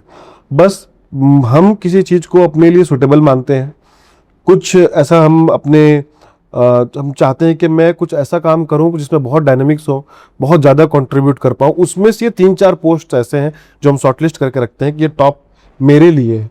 पर काम तो हर कोई इम्पोर्टेंट है। डिप्टी कलेक्टर पीएससी से हर कोई बनना चाहता है। मैं भी बनना चाहता था, मैं भी इसको लेकर के ही यहाँ आया था जब मैं एस्पिरेंट था तो। लेकिन अब मैंने खुद 4-5 साल काम करने के बाद ये रियलाइज़ हुआ कि सारे काम इम्पोर्टेंट भी हैं, और हर एक स्टेज के बाद आपको ये लगने लगता है कि जो आपको नशा शुरू में होता है, जो जोश जुनून शुरू के लिए होता है, वो बहुत हद तक मेंटेन रहे, ज़रूरी नहीं। सर, मैं आपको इसमें रोकना चाहूँगा। आप खुद नायब तहसीलदार रहे हैं, मेन स्ट्रीम का पोस्ट है, डायरेक्ट कलेक्टर से, जीएम सर से आप टच में रहते हैं। आप भले ही बोल रहे, थियोरेटिकली कुछ भी बोल रहे, लेकिन एक डीसी जो चार्मिंग पोस्ट है, उसमें मल्टी डायमेंशनल आपको वर्क करने को मिलेगा। आप अभी स्टेट फाइनेंस ऑफिसर के रूप में, सब पीएससी के सारे पद की अपनी गरिमा है, अपनी जगह अपना महत्व है, अच्छा काम कर सकते हैं, चेंज ला सकते हैं अपने ऊपर भी और प्रशासन में भी आके। लेकिन कितना जस्टिफाई करते हैं एक डिप्टी कलेक्टर की पोस्ट को और अभी अकाउंट ऑफिसर के पोस्ट? अब जब मैं यहाँ पर काम करे जाऊंगा तो मुझे पता चलेगा कि जिम्मेदारी कैसी है। लेकिन हाँ, जैसे मैं बता रहा था कि सभी काम के अपने अपने अलग ही चार्म हैं, अलग अलग रिस्पॉन्सिबिलिटीज़ भी हैं, ड्यूटीज़ हैं, और उसके कुछ कुछ प्रोज एंड कॉन्स हैं। क्योंकि जब हम सामान्य प्रशासन के लिए काम करते हैं, राजस्व के लिए काम करते हैं, तो हम बहुत ज़्यादा पब्लिकली इंटरेक्ट करते हैं, और लोग भी उस पोस्ट से ज़्यादा कनेक्ट कर पाते हैं। इसलिए हमको दिखता है कि ये बहुत सर्वोच्च पद है, या सबके लिए यही एक ड्रीम पोस्ट होता है। पर अगर आप जब तैयारी कर रहे हैं और आपको कोई भी पद में चयन होते हैं, हाँ, तो फिर हमको अगर अपने आप में सुधार करने के साथ साथ हमको बहुत ही, मुझे ऐसा लगता है कि हमें बहुत ही पॉजिटिवली एक्सेप्ट करना चाहिए। क्या आप ये एक्सेप्ट कर चुके हैं कि अभी भी तैयारी में है कि डिप्टी कलेक्टर बनना है? नहीं, मैं अभी भी तैयारी में हूँ, लेकिन मुझे इस पद से भी कोई रिग्रेट नहीं है। मैं बहुत पॉजिटिवली इसे एक्सेप्ट कर रहा हूँ। पर हाँ, कुछ कमी रह गई होगी और मैं उसके लिए प्रयास जरूर कर रहा हूँ, अभी भी प्रयास कर रहा हूँ। सर, मैं आपको यहीं पे थोड़ा रोकना चाहूँगा कि जैसे इंटरव्यू को लेके देखें तो इंटरव्यू बोर्ड का आपके नंबर्स पे, आपके सिलेक्शन पे कितना इम्पोर्टेंट रोल है? जो इंटरव्यू बोर्ड्स हैं उसमें तो बहुत इंपॉर्टेंट फैक्टर वो प्ले करता है, क्योंकि देखा गया है कि हर बोर्ड का एक अपना नंबर देने का तरीका रहा है। सभी बोर्ड्स के लोएस्ट और हाईएस्ट नंबर में बहुत डिफरेंस है। तो एक ये इसी बीच में भी यही बोलना चाहूँगा कि क्योंकि आयोग बहुत अच्छा समय समय पर उस सतत प्रक्रिया है उनकी रिफॉर्मेशन की, वो आगे बढ़ रहा है, सुधार करता रहा है हमेशा। तो इस पार्ट में भी मुझे लगता है कि इस पर भी रिफॉर्मेशन की ज़रूरत है, कि कोई एक स्टैंडर्ड पैटर्न हो कि अगर आप वो बहुत ही किसी को अगर लोएस्ट नंबर मिल रहा है तो वो भी मतलब वो जस्टिफाई करे कि वो लोएस्ट नंबर क्यों है, वो अकाउंटेबिलिटी हो, आंसरेबल हो कि इतना नंबर कम क्यों है। और अगर मैक्सिमम नंबर कोई मिल रहा है, किसी को बहुत हाईएस्ट नंबर मिल रहा है, आउटस्टैंडिंग, तब भी वो मतलब बोर्ड मुझे लगता है कि आंसरेबल हो। मतलब आप बोलना चाह रहे हैं कि एक बेंचमार्क सेट किया जाए इंटरव्यू के लिए? बेंचमार्क सेट किया जाए, हाँ, स्टैंडर्ड नंबर देने का कुछ पैटर्न या तरीका। Very good. और अगर बहुत कम नंबर मिल रहा है किसी को या फिर बहुत ज्यादा नंबर मिल रहा है तो बोर्ड इसको मतलब उसको आंसरेबल रहे, उसको अकाउंटिंग को डिफाइन करे कि ऐसा क्या, उसमें एक रिमार्क वाला सेक्शन हो, ऐसा क्या हुआ कि उसको इतना कम नंबर मिला। इससे ये भी होगा कि अगर जो बार बार यहाँ तक पहुँच रहे हैं और चूक जा रहे हैं तो अपने आप में सुधार भी कर सकते हैं। क्योंकि जैसे मैंने बताया कि शायद हम जब इंटरव्यू देते रहते हैं तो बहुत हमको पता नहीं चलता, हमको हमेशा लगता है कि हमने शायद अच्छा निभाया है, अच्छा बोला है, पर क्या, और दूसरी बात, कभी उस बोर्ड से नहीं मिल पाते हैं। तो हमारे में क्या गलती रहेगी, क्या कमी रहेगी, हम सुधार नहीं कर पाते हैं। कई लोग इंटरव्यू में बार बार पहुंच रहे हैं और कुछ कुछ नंबर से चूक रहे हैं और नहीं सुधार कर पा रहे हैं। लेकिन सर ये पूरे इंटरव्यू जो है आपकी पर्सनालिटी का गेम है। पर्सनालिटी 1-2 दिन में या इंटरव्यू के लिए जो समय मिलता है 10-15 दिन, उसमें तो बदल नहीं सकते। हमारे साथ कई साथी हमारे साथ देते हैं इंटरव्यू, तो हम जानते हैं जब इंटरव्यू दे के निकलते हैं, भले फैक्चुअल जो भी चलता होगा वहाँ बोर्ड पैनल में, लेकिन हम तो एक दूसरे को जानते हैं। तो इंटरव्यू का जब रिजल्ट आता है तो किसी को ज़्यादा किसी को कम, जबकि हम तो जान रहे हैं कौन कैसा जवाब देता है, कैसा दे सकता है। तो वहाँ पे या किसी आधार पे भी कम ज़्यादा या डिस्क्रिमिनेशन लगता है इंटरव्यू पे, उस पे क्या कहना चाहेंगे? हाँ, इसीलिए मैं बोल रहा हूँ कि नंबर देने का एक स्टैंडर्ड तरीका हो, एक बेंचमार्क हो। और क्योंकि फिर रैंडमली हम किसी बोर्ड पर जाते हैं और फिर उस बोर्ड का एक पहले से एक टेम्पलेट सेट रहता है सबका, तो हमको ऐसा लगता है कि कोई लोग तो बहुत उसी वक्त डिमोरलाइज हो जाते हैं, कई बार ऐसा देखा गया है। तो वो नहीं होना चाहिए। बोर्ड सारे न्यूट्रल होने चाहिए शुरू में, और हम मतलब हमारे पास कोई टेम्पलेट सेट नहीं होना चाहिए, और उसका नंबर भी पैटर्न ऐसा नहीं दिखना चाहिए कि इस बोर्ड में इतना नंबर मिलता है, इस बोर्ड में इतना नंबर नहीं मिलता है, इसमें तो इतना मिल गया यही बहुत है। ऐसा कोई टेम्पलेट सेट ना हो। ऐसा मुझे लगता है कि कमीशन को भी कोशिश करना चाहिए कि कोई टेम्पलेट ऐसा सेट ना कर हो, और ना ही बच्चों को भी प्रीजुडिशियस होना चाहिए, एस्पिरेंट्स को भी।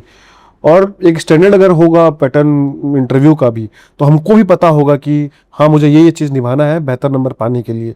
और अगर जैसे मैंने बताया कि रिमार्क्स कुछ हो जो बता पाए कि क्यों इतना कम नंबर आया, तो भी लोग सुधार कर पाएंगे कि मेरी ये गलती थी, ये कुछ सुधार मैं चाहूँगा। बिल्कुल बिल्कुल सर, मतलब ये रहना चाहिए। और हमारा भी ये विचार होना चाहिए, ये निवेदन है कि किसी भी एस्पिरेंट जो ये पूरा CGPSC जो है सांप सीढ़ी का गेम है। आप इंटरव्यू से नीचे आते हैं, फिर आपको प्रीलिम्स में उतनी ताकत, उतनी जोश, उतनी मेहनत के साथ आपको आनी पड़ेगी। तो काश अगर मगर वाली स्थिति आप इंटरव्यू दे के आ रहे हैं या रिजल्ट के बाद आ रहे हैं, तो वो एक एस्पिरेंट में नहीं होनी चाहिए। ये आपका क्या? हाँ, मतलब with due respect to the board कि वहाँ पर बैठे हुए सारे बुद्धिजीवी लोग जो है वो हमारे स्टेट के बहुत प्रीमियम लोग वहाँ पर बैठे हुए हैं। मेरे बस ये उनसे दरख्वास्त है आयोग से कि अगर किसी को कम नंबर मिल रहा है तो उसको बस ये बात पता चले किसी भी तरीके से, कुछ भी रिमार्क्स हो जैसे रिजल्ट की तरह हो, ताकि वो अगली बार उसको उस प्रॉब्लम को एड्रेस करके फिर से इंटरव्यू में पहुंचे। पता ही नहीं होता है कि किस वजह से नंबर कम मिला। बिल्कुल सर, एक ट्रांसपेरेंसी और एक पारदर्शिता बहुत ज़रूरी है। इंटरव्यू के बाद चलिए तो सर मैं ये पूछना चाहूँगा, बहुत सारे कैंडिडेट जो है प्री मेंस क्वालिफाई करके इंटरव्यू तक पहुँचते हैं, तो किसी हेजिटेट होते हैं इंटरव्यू, किसी सवाल का जवाब ना आए तो क्या करें? इंटरव्यू बोर्ड में सॉरी बोलना भी प्रॉपर आंसर है या नहीं? हाँ बिल्कुल, वहां पर आपको वही होना है, वही दिखना है जो आप है। आप बहुत उस पर आप ब्लफ नहीं कर सकते। तो कुछ ऐसे क्वेश्चंस है, फैक्चुअल क्वेश्चंस आ गए हैं, तो वहां पर आपको नहीं पता है तो आप वहां पर ब्लफ नहीं कर सकते, आपको वहां पर सॉरी बोलना चाहिए। लेकिन जहां पर वो आपका राय जानना चाह रहा हो, आप क्या उस पर विचार रखते ये जानना चाह रहा हो, तब आप सॉरी नहीं बोल सकते। तब तो ये आपको बताना है वहां पर कि आप इस पर क्या सोचते हैं, क्या बोलना चाहते हैं। तो सॉरी बोलने का भी एक जॉनर है क्वेश्चंस का, तो वो बिल्कुल है। आपको मुझे नहीं मालूम उस वक्त, तो हर इंसान को हर चीज पता हो, उस वक्त पता हो, ये जरूरी नहीं है। पर उसको पॉजिटिव दिखना चाहिए, उसको ये साउंड करना चाहिए कि मुझे अभी नहीं पता है पर मैं जा करके इसको पढ़ने के लिए उतना इच्छा रखता हूँ। बिल्कुल सर, बिल्कुल। अब मैं आता हूँ सर आपकी लाइफ जर्नी का एक महत्वपूर्ण पहलू जो एकेडमिक से इतर है, अलग है, आपके पर्सनल टच पे। अगर आप इफ़ यू डोंट माइंड, आप अगर कंफर्टेबल हैं तो मैं उस पर शुरुआत करना चाहूँगा। एक बड़ा अच्छी लाइन मैं कहीं पढ़ा था जो आप पे एकदम फिट बैठती है। मैं एकेडमी में जब था, हम लोग जब साथ ट्रेनिंग किए, तो मैंने आप पे बोला भी रहा होगा, ये मुझे याद आता है कि जीवन के इस रण में खुद ही श्री कृष्ण और खुद ही अर्जुन बनना पड़ता है, रोज अपना ही सारथी बनकर जिंदगी के इस महाभारत से लड़ना पड़ता है। तो बहुतों को लगता है, और मैंने अपने जर्नी अपनी शेयर की थी तो आपके बारे में जिक्र किया था, आपको टैग किया था। हमको लगता है कि हमारी जर्नी कठिन है, हमारा संघर्ष बहुत बड़ा है। आपका देखें, जैसे न्यूज़ चैनल वगैरह में भी आया, आपके इंटरव्यू में भी आया, आपने तो बहुत सारी चीज़ें खोदी, बहुत कम उम्र में जिम्मेदारी के साथ या बोलें भाई गया, बोला जाता है कि भाई गया तो बल गया, पिता गया तो ऊपर से छत गई, माँ गई तो पूरी दुनिया बिखर गई। तो ये समय के साथ नीति को कोई नहीं बदल सकता, लेकिन समय के साथ ये सारी चीज़ें आपके जीवन से जाती रहीं, है ना। आज जहाँ भी होंगे माता पिता भाई जो होंगे बहुत शांति महसूस कर रहे होंगे। तो इस सिनारियो में इतना कुछ खो के बहुतों के तो ये सुन के ही रोंगटे खड़े हो जा रहे होंगे, गूज़बम्प हो जा रहे होंगे। आपने तो उस चीज़ को झेला है, महसूस किया है, तो इतना बिखरने के बाद भी अपने आप को कैसे समेटे। और ये पूरा जो CGPSC की जो जर्नी रहती है, तैयारी रहती है, जो तैयारी किया हुआ है वही जान पाता है। थका देने वाली जर्नी रहती है, आपके सपोर्ट सिस्टम काम करते हैं, तो आपका परिवार, आपके दोस्त यार यही सब रहते हैं। तो उस बीच में बिखराव में अपने आप को कैसे समेटे। हाँ देखिए, वो जो फेज था वो तो बिल्कुल एक ऐसा समय था जो मुझे खुद भी याद नहीं कि शायद मैं वहाँ पर उसको कैसे गुजरा। वो एक सिस्टम था, वो जो लोग वो चलता गया और मुझे शायद कुदरत ने भी साथ दिया और उस फेज से मुझे गुजारा है। लेकिन मैं उस पर से बस एक ही चीज़ सीख पाया कि जब आप बतौर इंसान चीज़ों पर जद्दोजहद में लगे रहते हैं और अपनी इच्छाओं को या अपने भावनाओं को हमेशा चाहेंगे कि वो हासिल हो, मिले या ऐसा ही हो, तो आप हमेशा परेशान रहेंगे और हमेशा आप लास्ट में आप कमज़ोर महसूस करेंगे। लेकिन जब आप ये समझ जाएंगे कि आप एक हद तक ही प्रयास कर सकते हैं, हर इंसान का एक हद है, उसके बाद वो कुदरत के ऊपर है, प्रकृति के ऊपर है, नियति के ऊपर है। तो बिल्कुल वो जब ये चीज़ मैं समझ पाया, क्योंकि मुझे भी बहुत परेशान करता था। ऑब्वियसली हम किसी को जब खोते हैं तो वो जो दुख होता है वो बहुत उसका कोई वो नहीं है कि ये दुख कभी तो हम एक्सप्रेस भी नहीं कर पाते कि वो दुख मैं अभी भी नहीं कर पा रहा हूँ। नहीं, मुझे जहाँ तक लगता है सर कि इमोशनली टूट जाता है, सूख जाते हैं, इमोशन सूख जाते हैं। एक बड़ा जब रिजल्ट आता है, रिजल्ट वाले दिन होता है, मैं मतलब अभी भी थोड़ा सा वो हो जा पा रहा हूँ, क्योंकि मैं आपको पर्सनली जानता हूँ, आपके साथ ट्रेनिंग किए हैं, बहुत पहले से जानते हैं, तैयारी CGPSC तैयारी जगत में बिलासपुर में साथ रहे हैं, तो उससे हैं। रिजल्ट वाले दिन खुशी का दिन होता है, जब सिलेक्शन लिस्ट में अपना नाम देखते हैं, PDF लिस्ट में नाम देखते हैं, तो उसमें लगता है कि हमारे लोग जो हमको पुल पुश किए हैं वो रहें। तो वहाँ पे एक कमी, एक टीज़, एक वो लगता है। तो इमोशन जब सूख जाते हैं, तो ये मैथिली शरण गुप्त जी की एक बहुत अच्छी पंक्ति है कि नित जीवन के संघर्षों से जब टूट चुका हो अंतर्मन, तब सुख के मिले समंदर का रह जाता कोई अर्थ नहीं। तो मुझे जहाँ तक लगता है कि वो अर्थ हम खोजते हैं या मिलता नहीं हमको।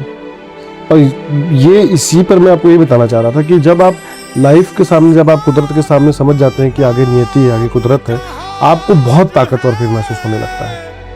उससे पहले जब तक आप एज अ इंडिविजुअल, आप ह्यूमन बीइंग सोचते रहते हैं कि मुझे ये चाहिए, ऐसा होना चाहिए, आप हमेशा कमजोर ही होते जाएंगे। बिल्कुल जितने भी CGPSC की तैयारी कर रहे हैं, जो एस्पिरेंट है, रियल एस्पिरेंट हैं, उनको मैं बताना चाहूँगा कि बैक टू बैक मानसिक असफलता के बाद भी पोस्ट लेना पारस शर्मा सर का एक हुनर को दर्शाता है। और इतने अप्स एंड डाउन्स, और बोले कि इतनी जिसकी क्षतिपूर्ति भी नहीं हो सकती, उनसे निकल के अपने आप को समेटना ये बड़ी बात है, हम सबको साहस देता है। इनकी जर्नी से यही सीखने वाली चीज़ है कि अपने आप को कैसे मजबूत रखें, तो ये हमको सीखना चाहिए।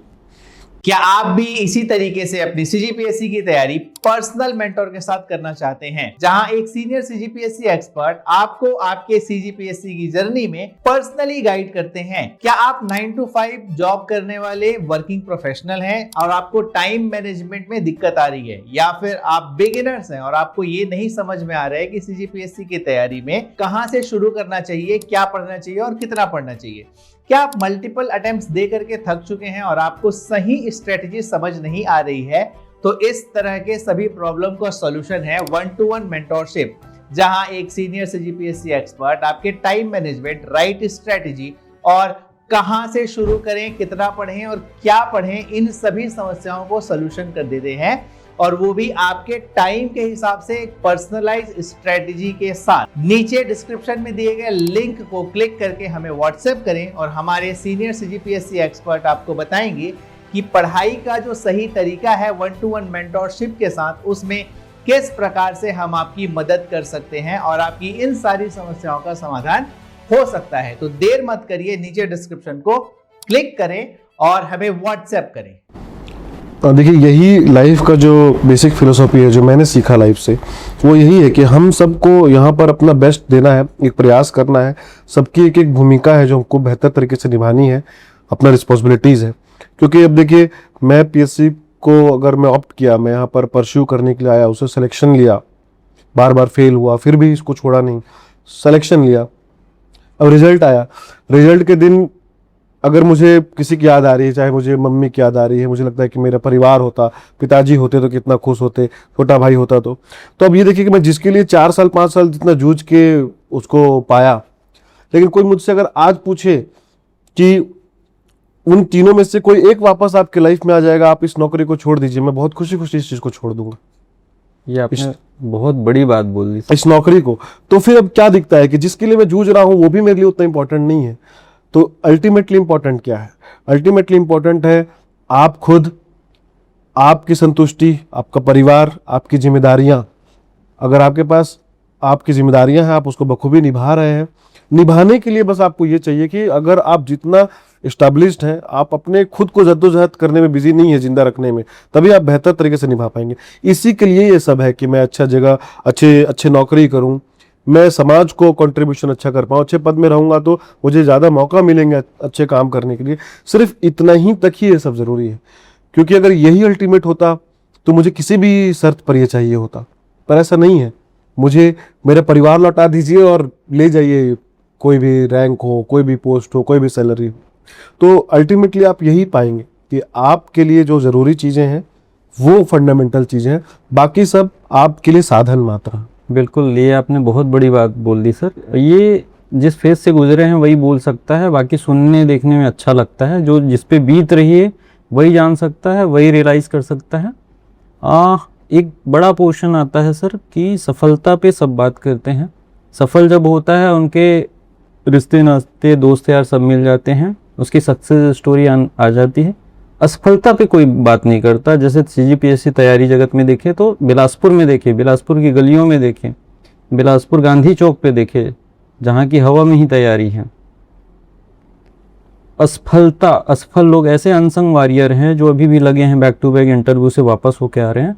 तो ये आपकी अपनी असफलता और जो असफल प्रयास जो हो रहे हैं उस पर आप क्या कहना चाहेंगे? देखिए, क्योंकि कंपटीशन बहुत हार्श है और जो रिसोर्सेस है, जो सीट्स है वो लिमिटेड है और कई लोग इस पर आ रहे हैं, तो वो तो स्वाभाविक बात है कि जितने लोग सिलेक्टेड होंगे उससे कहीं ज़्यादा लोग असफल होंगे।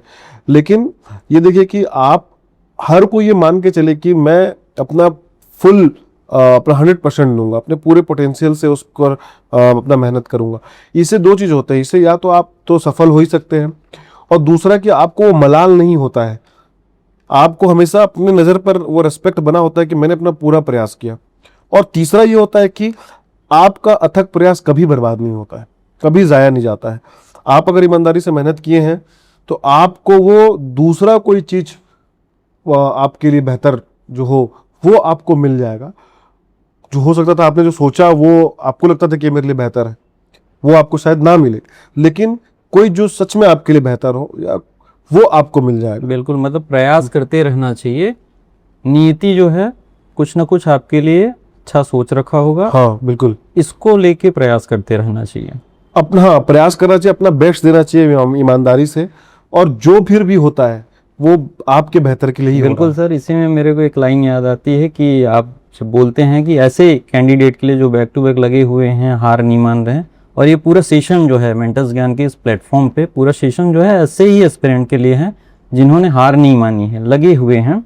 और आपका ये पूरा सेशन इस मोटिवेशन की बात करता है, जैसे आपके व्यक्तित्व पे दिखता है कि मिला नहीं कुछ पल भर में, एक दौर इसी में बीता है, बादल बहुत समेटे हैं तब दरिया बनना सीखा है। तो दरिया से वो ज्ञान आ रहा है और सीजीपीएससी एस्पिरेंट के लिए बहुत हेल्पफुल होगा।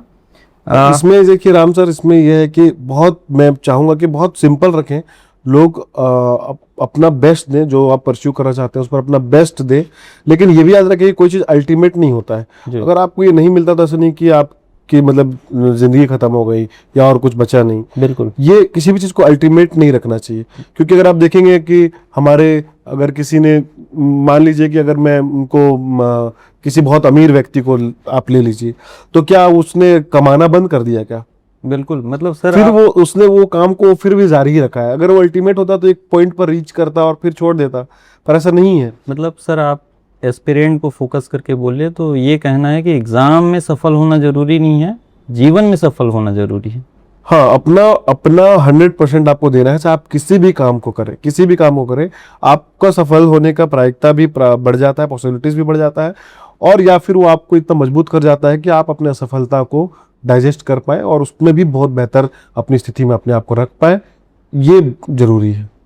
बिल्कुल बिल्कुल सर, ये अगला सेगमेंट जो है बहुत अच्छी तैयारी करने वाले CGPSC को देखें तो गांव तबके के आते हैं, सुदूर वनांचल से आते हैं, ऐसे कैंडिडेट आते हैं जिनको निम्न मध्यम वर्गीय परिवार के हैं, जिनको अपने परिवार चलाने के लिए, संभालने के लिए जॉब के साथ पढ़ाई करनी है। और दूसरा एक पहलू है फीमेल्स को लेके, उनको भी फाइनेंशियली स्टेबल होगा, परिवार में उनका भी डिसीजन मेकिंग होगा। तो ऐसे जॉब वर्किंग और फीमेल जो कैंडिडेट हैं, जो जिद जुनून के साथ लगे हुए हैं, भले टाइम लग रहा है, उनके लिए आप क्या कहना चाहेंगे, कैसी तैयारी करनी चाहिए? देखिए, उसमें तो आपके पास जब संसाधन कम होते हैं तो आपके पास जो उपलब्ध है आप उसमें से अपना बेस्ट आउटपुट निकालिए। और दूसरी बात कि जहाँ पर जो सुदूर इलाके हैं वहाँ पर, जैसे कि अभी मेंटर्स ज्ञान का प्रोग्राम हो गया, बहुत पुराने सिलेक्टेड सर जो हमारे सीनियर सर हैं, चाहे वो नीर निधि सर हों, प्रसून गुप्ता हो गए, अभी यशवंत वर्मा सर अच्छा काम कर रहे हैं, ऐसे कुछ कुछ चैनल्स हैं, टेलीग्राम, सब अब मीडिया, सोशल मीडिया का जो समय है, तो आप इन सब रिसोर्सेज पर एक्सेस करें तो ये बहुत इजीली अवेलेबल है। टेलीग्राम चैनल्स पर और भी दूसरे जो माध्यम है वहाँ पर बहुत अच्छे अच्छे चीज़ वो प्रोवाइड कर रहे हैं, आपको गाइड कर रहे हैं, तो आप वो जो है वो एक्सेस आप लीजिए, वो बहुत हेल्पफुल होगा।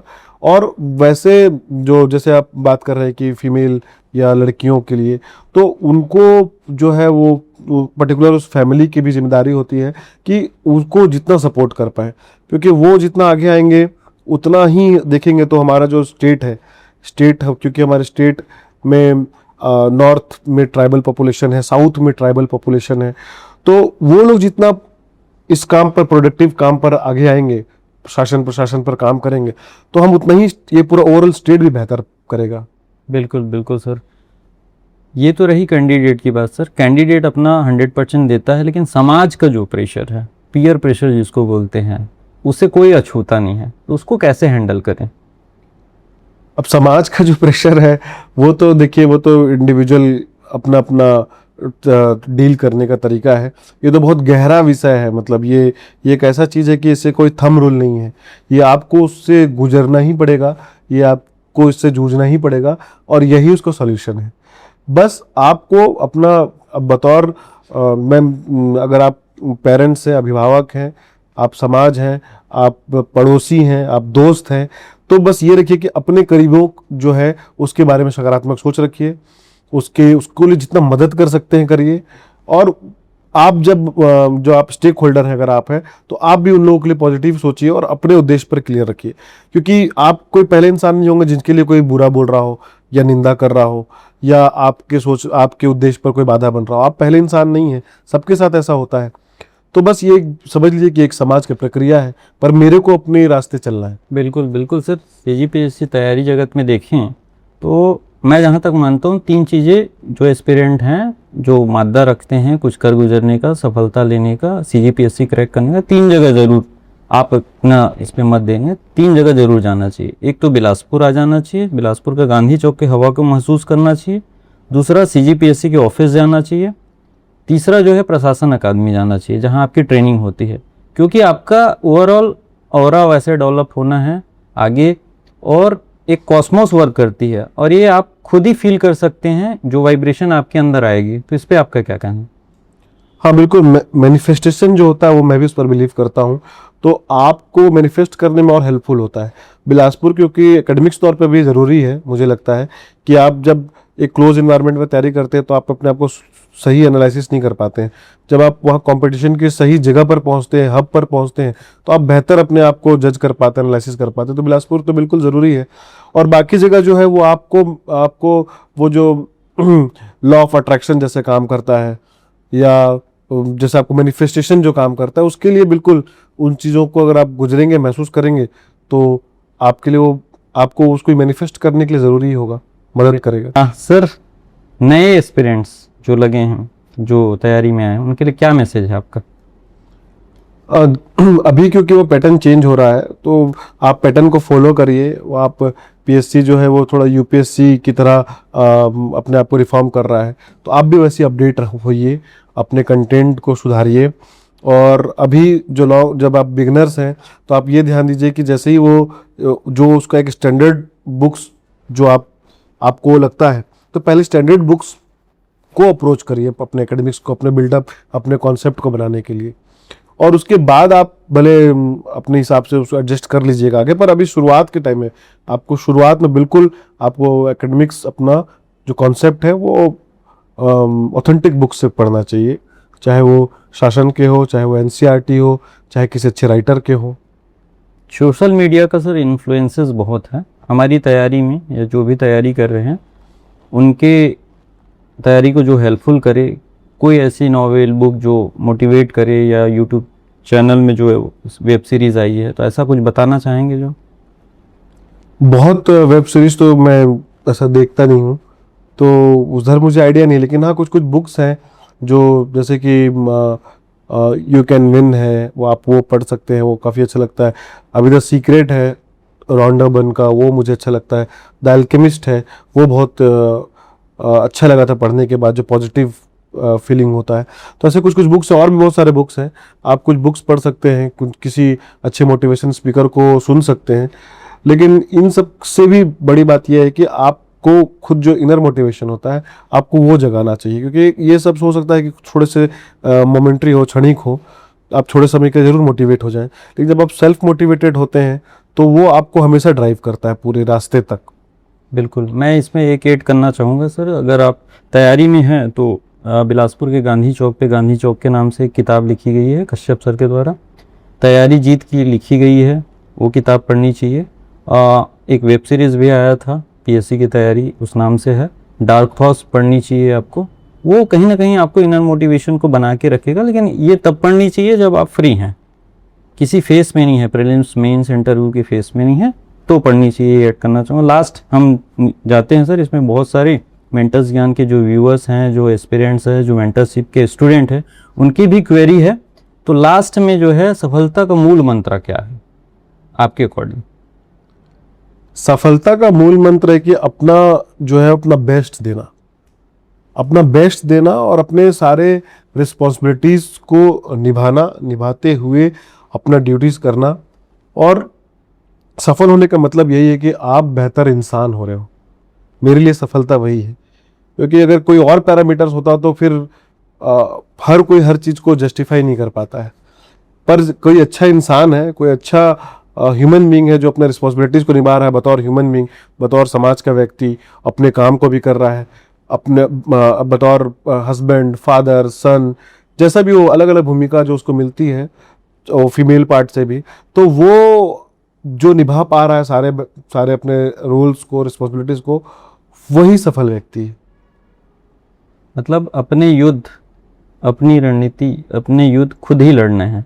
इसलिए कहा जाता है कि सबको ही लड़ने पड़े हैं अपने अपने युद्ध, चाहे राजा राम हो, चाहे गौतम बुद्ध। ये तो रही पूरी जर्नी सीजीपीएससी की यात्रा पारस शर्मा सर की, जो मेरा मानना है कि बहुत हेल्पफुल रहेगा एस्पिरेंट्स के लिए, खास करके अभी जो मेंस देने वाले हैं। अब हमारे साथ मेंटर्स ज्ञान की टीम से कुशाग्र जी जुड़ेंगे, जो सीजीपीएससी एस्पिरेंट्स से जो डाउट्स और क्वेश्चंस, क्वेरीज आए हैं, वो लेंगे। कुशाग्र जी, थैंक यू सो मच। बहुत इंस्पायरिंग जर्नी रही सर आपकी। मैं पूरे टाइम बैठा था, सुन रहा था, और बहुत ही अच्छे तरीके से raw and real version mister Ram ने निकलवाया। So thank you so much mister Ram. तो सर बहुत सारे अप्स एंड डाउन्स हैं आपकी जर्नी में, बहुत सारे स्ट्रगल्स हैं, इन सारी चीज़ों के बीच में कभी आपको गिव अप करने का ख्याल नहीं आया? हाँ, गिव अप करने का दरअसल तो कोई स्कोप ही नहीं था, क्योंकि उस सिचुएशन से जब जहाँ से मैं निकल कर तैयारी करने आया था वहाँ से सब गवा करके ही आया था, तो गिव अप भी करता तो क्या करता। तो वहाँ पर से सिर्फ हमको आगे ही बढ़ना था, आगे ही बढ़ना ही, ब्राइटर साइड में ही जाने के अलावा और कोई ऑप्शन नहीं था। मतलब क्या वो चीज़ थी जो आपको हर दिन मोटिवेट करती थी अच्छा करने के लिए और ज़्यादा मेहनत करने के लिए? देखिए, बहुत ऐसे कुछ फैक्टर्स थे, जैसे कि इसमें इमोशनल पार्ट ये था कि पापा क्या चाहते थे मेरे लिए, तो मैं वो चीज़ अचीव करना चाहता था कि वो हमेशा सोचते थे कि मैं यहाँ रहूँ, ये काम करूँ। अब हर किसी के मम्मी पापा को जो एक्सपेक्टेशंस रहता था, तो भले वो मेरे साथ वहाँ भी यहाँ पर नहीं है, लेकिन वो मुझे तो अच्छी जगह ही देखना चाहते थे। तो वो भी करने का एक था कि हाँ, कुछ फाइनेंशियल रीजंस भी थे, क्योंकि इतना डेप्थ था, बहुत कर्ज हो गए थे, वो मैं अगर कुछ करूँगा नहीं तो मैं चुकाऊँगा कैसे। और वो एक हमेशा एक रिस्पॉन्सिबिलिटी की तरह थी कि उसको चुकाना है, उस कर्ज को, जो मेरे मुसीबत के समय कठिन परिस्थिति में मेरे साथ आए, मदद किए फाइनेंशियली, उनको वापस रिटर्न करना भी मेरी जिम्मेदारी है। तो वो उसके लिए भी मुझे कुछ अच्छा बेहतर जगह पहुंचना है, करना है, ताकि मैं उनको रिटर्न कर पाऊँ। तो फाइनेंशियल रीजन थे, इमोशनल रीजंस थे, और कुछ और दूसरा ये था, जो कॉग्निटिव रीजन ये था कि बहुत नेगेटिविटी या बहुत कुछ बुरा हो गया, बहुत जो एक डार्कर फेज से गुजर रहा हूँ, तो कुछ पॉजिटिव हो, कुछ ब्राइटर साइड में हो। मैं अपनी लाइफ को थोड़ा मीनिंगफुल बनाना चाहता था कि उस ये किसी को मोटिवेट कर पाए, किसी को इंस्पायर कर पाए, क्योंकि वो जो टफ टाइम आया वहाँ पर से अगर टूट जाते या गिव अप कर पाते, जैसे आप बोल रहे हैं, तो फिर वो क्या वो असरदार नहीं होता। फिर वो स्ट्रगल, वो जो फेज जो मैंने गुजारा, पर उससे निकल करके जब हम कुछ अच्छा कर पाते हैं तो ही वो एग्जाम्पल सेट होता है, तभी किसी को मोटिवेट कर पाता है। और वैसे ही कुछ मैंने करने की कोशिश किया, और देखेंगे कि अगर मैं उस वक्त शायद गिव अप कर लिया होता या टूट गया होता, तो शायद अब हम आज ये इंटरव्यू नहीं करते रहते। तो शायद वही वो मोटिवेशन था कि कुछ अच्छा करना है, ताकि किसी के काम आ पाए ये स्टोरी। जैसे आपने फैमिली के बारे में बताया, तो अगर अभी जैसे आपने मुझे बताया कि अगर फैमिली का एक भी मेंबर साथ में होता तो ये पद मेरे लिए कोई मायने नहीं रखता, मैं छोड़ने के लिए तैयार हूँ। तो क्या क्या चीज़ें आप मिस करते हैं अपनी पर्सनल लाइफ में? देखिए, professionally you have achieved things what you have dreamed, but personally there are multiple things which are lacking in your life. तो क्या है वो चीज़? मैंने ये कहा कि फैमिली इतना इंपॉर्टेंट होता है कि उस जब आपके पास है तो शायद आप उसको इंपॉर्टेंट को तो शायद ना समझ पा रहे हो, या फिर उतना वो लोग ध्यान नहीं दे पाते, पर जिसके पास नहीं है उसको उसका इंपॉर्टेंस पता होता है। उसी तर्ज पर मैंने उसी को समझाने के लिए कहा था कि मैं जिसके लिए बहुत मेहनत कर रहा हूँ, दिन रात हम जूझ के फाइट करते हैं, एग्जाम में अपियर करते हैं, और जो भी मिला, जो पोस्ट मिला है, जो रैंक मिला, पर अगर मुझसे कोई पूछे कि उस कोई एक फैमिली मेंबर आपको वापस मिल जाएगा तो क्या आप इसको दोगे, तो मैं खुशी खुशी सब चीज़ दे दूंगा।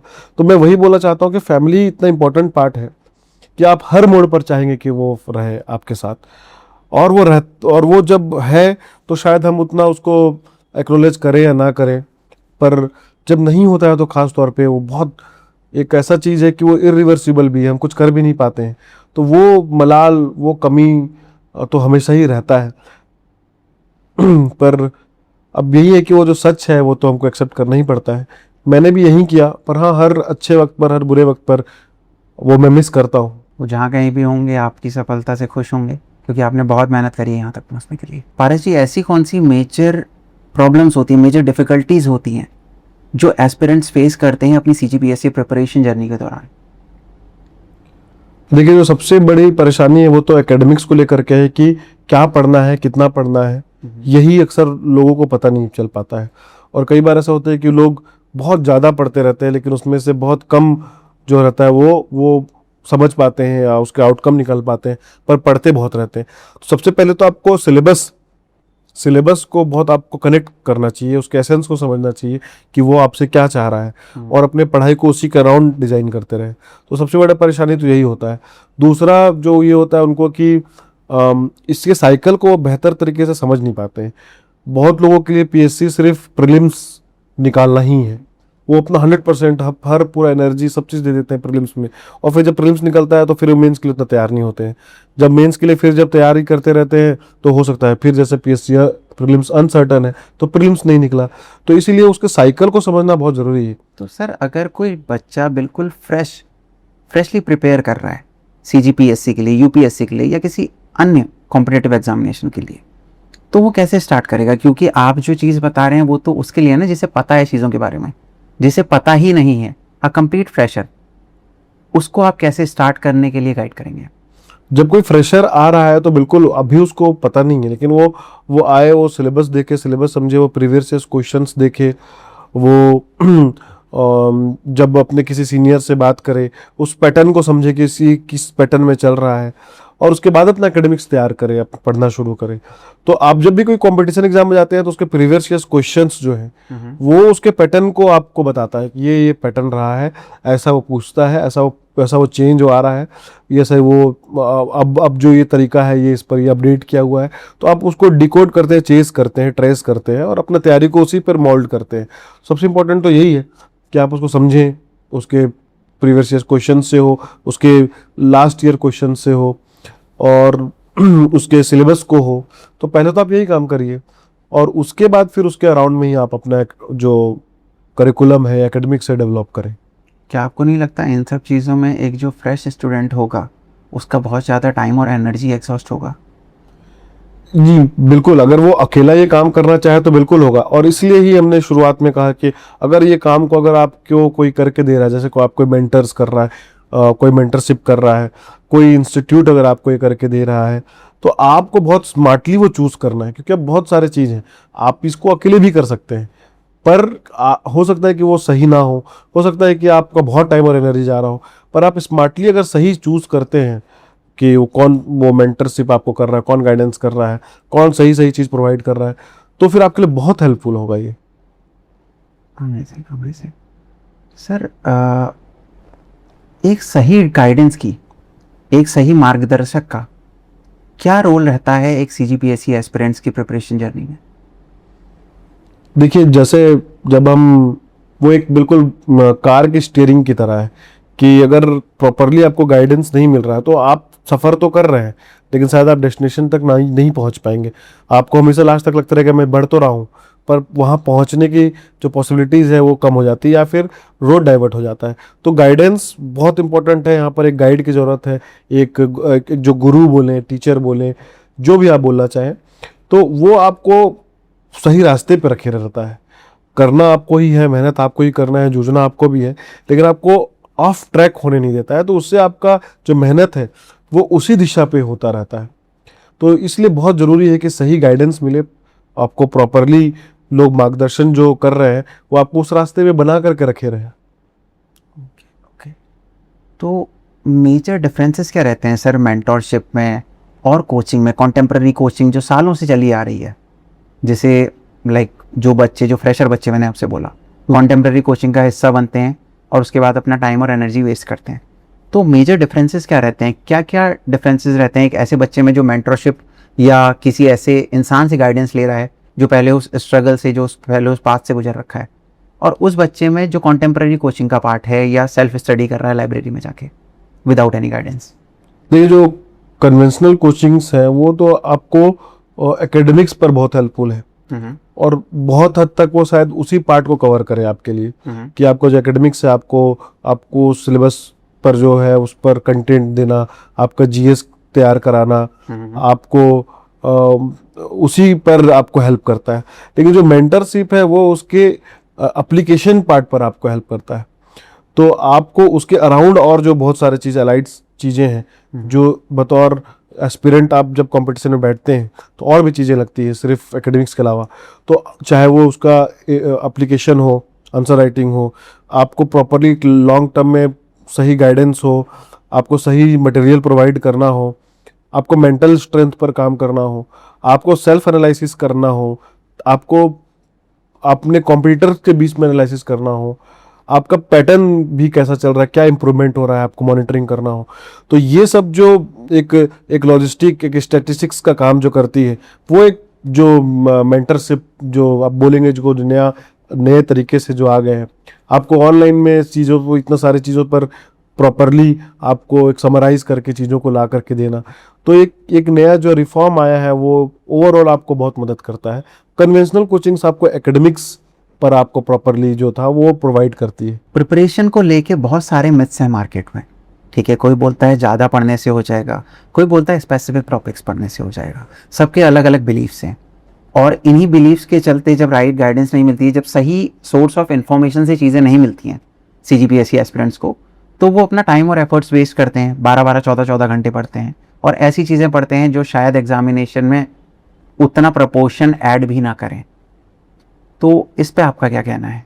हाँ, यही स्मार्ट डिसीजंस लेने में जो आपको प्रॉपर जो मेंटरशिप और गाइडेंस की बात कर रहे हैं, ऐसे ही कुछ कुछ स्मार्ट डिसीजन लेने में आपके लिए हेल्पफुल होते हैं कि आपके कम से कम जितना आप इनपुट कर रहे हैं उतना आउटपुट तो आपको मिले, उससे ज़्यादा मिले। पर ऐसा ना हो कि आप बहुत इनपुट कर रहे हैं, बहुत हार्ड वर्क कर रहे हैं, बहुत एनर्जी दे रहे हैं और उससे आपको अच्छा आउटकम नहीं मिल रहा है।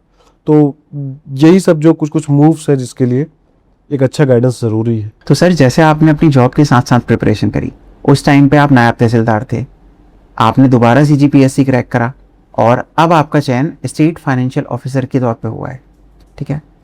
तो मैं बस इतना जानना चाह रहा था कि अगर सही गाइडेंस हो, सही गाइडेंस मिले आपको, और आपको पता हो कि आपको क्या पढ़ना है, तो जॉब के साथ साथ CGPSE क्रैक करना पॉसिबल है?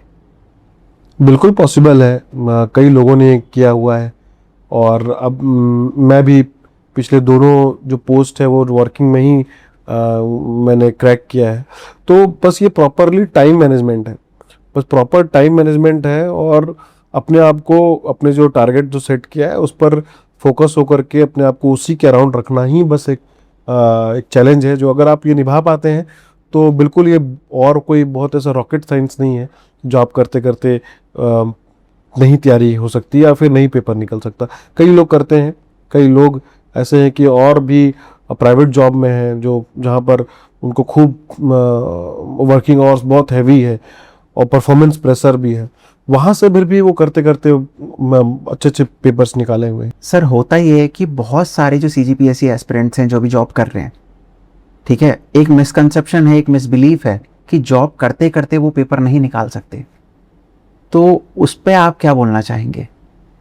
क्या चीज़ें वो कर सकते हैं जिससे उनकी जर्नी ईजी हो, ठीक है, और वो और ज़्यादा इम्पैक्ट क्रिएट कर पाएँ अपनी प्रिपरेशन के लिए?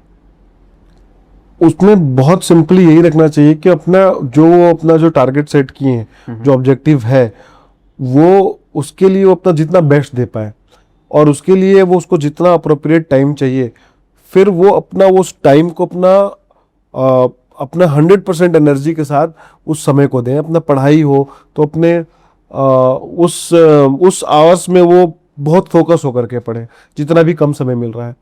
तो जॉब करते करते पढ़ाई करना में बस एक यही चैलेंज है, मैं जैसा फिर से बोलूँगा कि बस यही चैलेंज कि आपके पास गंवाने को ज़्यादा समय नहीं होता है, तो आपको पूरा अपने टारगेट पर या अपने एकेडमिक्स पर जो भी आपने सोच के रखा है उस पर आपको पूरे फोकस के साथ उस समय को देना होता है।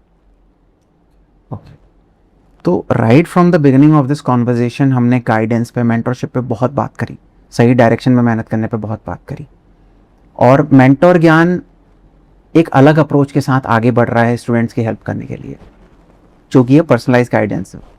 तो इस पे आप क्या कहना चाहेंगे? किस तरह से ये एक स्टूडेंट को हेल्प कर सकता है, किस तरह से ये बिगिनर को हेल्प कर सकता है? जैसे इस पर जो हमने पहले भी बात किया कि एक प्रॉपर मेंटरशिप, एक प्रॉपर गाइडेंस कितना ज़रूरी है, तो बिल्कुल जब मैंने भी इस इंस्टीट्यूट के बारे में देखा, समझा, और तो मुझे ये लगा कि ये जो इंस्टीट्यूट है वो ऑब्वियसली अपार्ट फ्रॉम एकेडमिक्स जो बाकी चैलेंजेस हैं जिस पर हमने बात भी किया, वो ईजिली प्रोवाइड करते हैं बच्चों को। और फिर वो कोई व्यक्ति अगर खुद से कुछ गलतियां करे और उस समय से फिर वो सीखे, वो टाइम भी बच जाता है कि आपको कम गलती मतलब आप करें इस प्रोसेस के दौरान, और आपको सही चीज़ें प्रोवाइड हो जाएं। बहुत सारे चीज़ अवेलेबल है, चाहे वो मटेरियल हो, चाहे वो इंटरनेट पर चीज़ों पर एक्सेस हो, तो आपको पर वो काम की चीज़ें मिल जाए, वो सुनिश्चित करता है। अगर आपके पास एक अच्छा ऐसा मेंटरशिप प्रोग्राम है या कोई इंस्टीट्यूट है, तो मुझे लगता है कि आपको ये जो इंस्टीट्यूट है, आपका जो ये विज़न है, आपका जो ये जो चाहे वो मटेरियल हो, एकेडमिक्स हो या बाकी चीज़ों पर एक्सेस हो, वो बहुत ही हेल्पफुल होगा और वो शॉर्टलिस्ट करेगा टुवर्ड्स जो प्रोडक्टिव चीज़ें हैं उनके सक्सेस के लिए, ये एग्जाम्स क्रैकिंग के लिए। आपको क्या लगता है कि क्या वो एक चीज़ होती जो आपको आपकी जर्नी की स्टार्टिंग में ही मिल जाती तो आपके लिए चीज़ें और ज़्यादा इजी हो जाती? हाँ, मुझे उस पर ये लगता है कि अगर जैसे कि अगर हम पीएससी के मेंस को देखें तो मेंस में हम लोग को अगर ये पता चल जाता है पहले, जबकि सबको क्लियर होता है कि कौन किस पेपर पर कितना नंबर मिलना है, किस पार्ट पर कितना नंबर मिलना है, लेकिन हम जब पढ़ाई शुरू करते हैं तो इंडियन हिस्ट्री जैसा पढ़ते हैं तो बहुत समय इंडियन हिस्ट्री पर देते हैं और हमको ये पता ही नहीं रहता कि इसमें छोड़ना क्या है, पढ़ना क्या है। जब हम ऐसे भी लिखते हैं जैसे एग्जाम में, तब भी उसमें 8 एसेज होते हैं, कई बार हमारा सही सिलेक्शन नहीं हो पाता है ऐसे का टॉपिक का, और हम कुछ पर भी लिख जाते हैं, उतना बेस्ट नहीं कर पाते हैं। क्वेश्चंस में भी ऐसे ही होता है कि हम सही सेलेक्ट नहीं कर पाते हैं। तो मुझे लगता है कि अगर कोई मुझे शुरू में एक अच्छा सिलेक्शन और रिजेक्शन का, जो किसको सेलेक्ट करना है किसको रिजेक्ट करना है, ये चीज़ अगर अच्छे से कोई मुझे समझा पाता तो मैं और शायद शुरू में इसको बेहतर कर पाता। सर, बहुत इंस्पायरिंग जर्नी थी आपकी, बहुत अच्छा लगा सुन के, बहुत कुछ सीखने को भी मिला। और जैसे कि मैंने पॉडकास्ट के स्टार्टिंग में ही बोला था कि ये जर्नी सिर्फ उनको इंस्पायर नहीं करेगी जो सीजीपीएससी के लिए प्रिपेयर कर रहे हैं, ये उन सारे लोगों को इंस्पायर करेगी जो लाइफ में कुछ करना चाहते हैं, आगे बढ़ना चाहते हैं। तो thank you so much sir अपने एक्सपीरियंसेस शेयर करने के लिए, और होपफुली आप बहुत सारे स्टूडेंट्स की लाइफ में पॉजिटिव इम्पैक्ट लाएंगे, not just with their preparation journey, you will create in their life as well. जो भी आपने बताया उनसे डेफिनेटली बहुत सारे बच्चों को हेल्प मिलेगी। तो sir, before we end this session, before we end this amazing podcast, तो एक छोटा सा मैसेज जो आप स्टूडेंट्स को देना चाहते हैं इस मंच के माध्यम से। देखिए, मैं सबसे पहले तो आप सभी को, पूरे मेंटर्स ज्ञान की टीम को थैंक यू करना चाहूँगा कि मुझे एक मौका मिला, आपने मुझे इनवाइट किया, मुझे सुना, और मैं सभी लोगों को एड्रेस कर पा रहा हूँ, बात कर पा रहा हूँ, तो उसके लिए थैंक यू। और एक चीज़ जो मैं सबसे कहना चाहूँगा, चाहे वो एस्पिरेंट्स हों या मेरे दोस्त हों, भाई हों, छोटे भाई बहन हों, सबसे मैं यही बात कहना चाहूँगा कि देखिए, लाइफ में अप्स एंड डाउन्स तो लगे होते हैं, ऐसे ही प्रिपरेशन में भी लगा होता है, पर आपको बस उस पर चलते जाना है, अपना 100% देना है, अपने ड्यूटीज़ रिस्पॉन्सिबिलिटीज़ को ईमानदारी से निभाना है, क्योंकि मैंने किया है और आप सब भी कर सकते हैं, क्योंकि करते रहने से हो जाता है। अगर आपको ये वीडियो पसंद आया तो इस वीडियो को लाइक करें, कमेंट करें और उन लोगों के साथ शेयर करें जिन्हें इसकी सच में सबसे ज़्यादा ज़रूरत है। और ऐसे ही अमेजिंग वीडियोस के लिए सब्सक्राइब करें मेंटोर ज्ञान का ऑफिशियल यूट्यूब चैनल।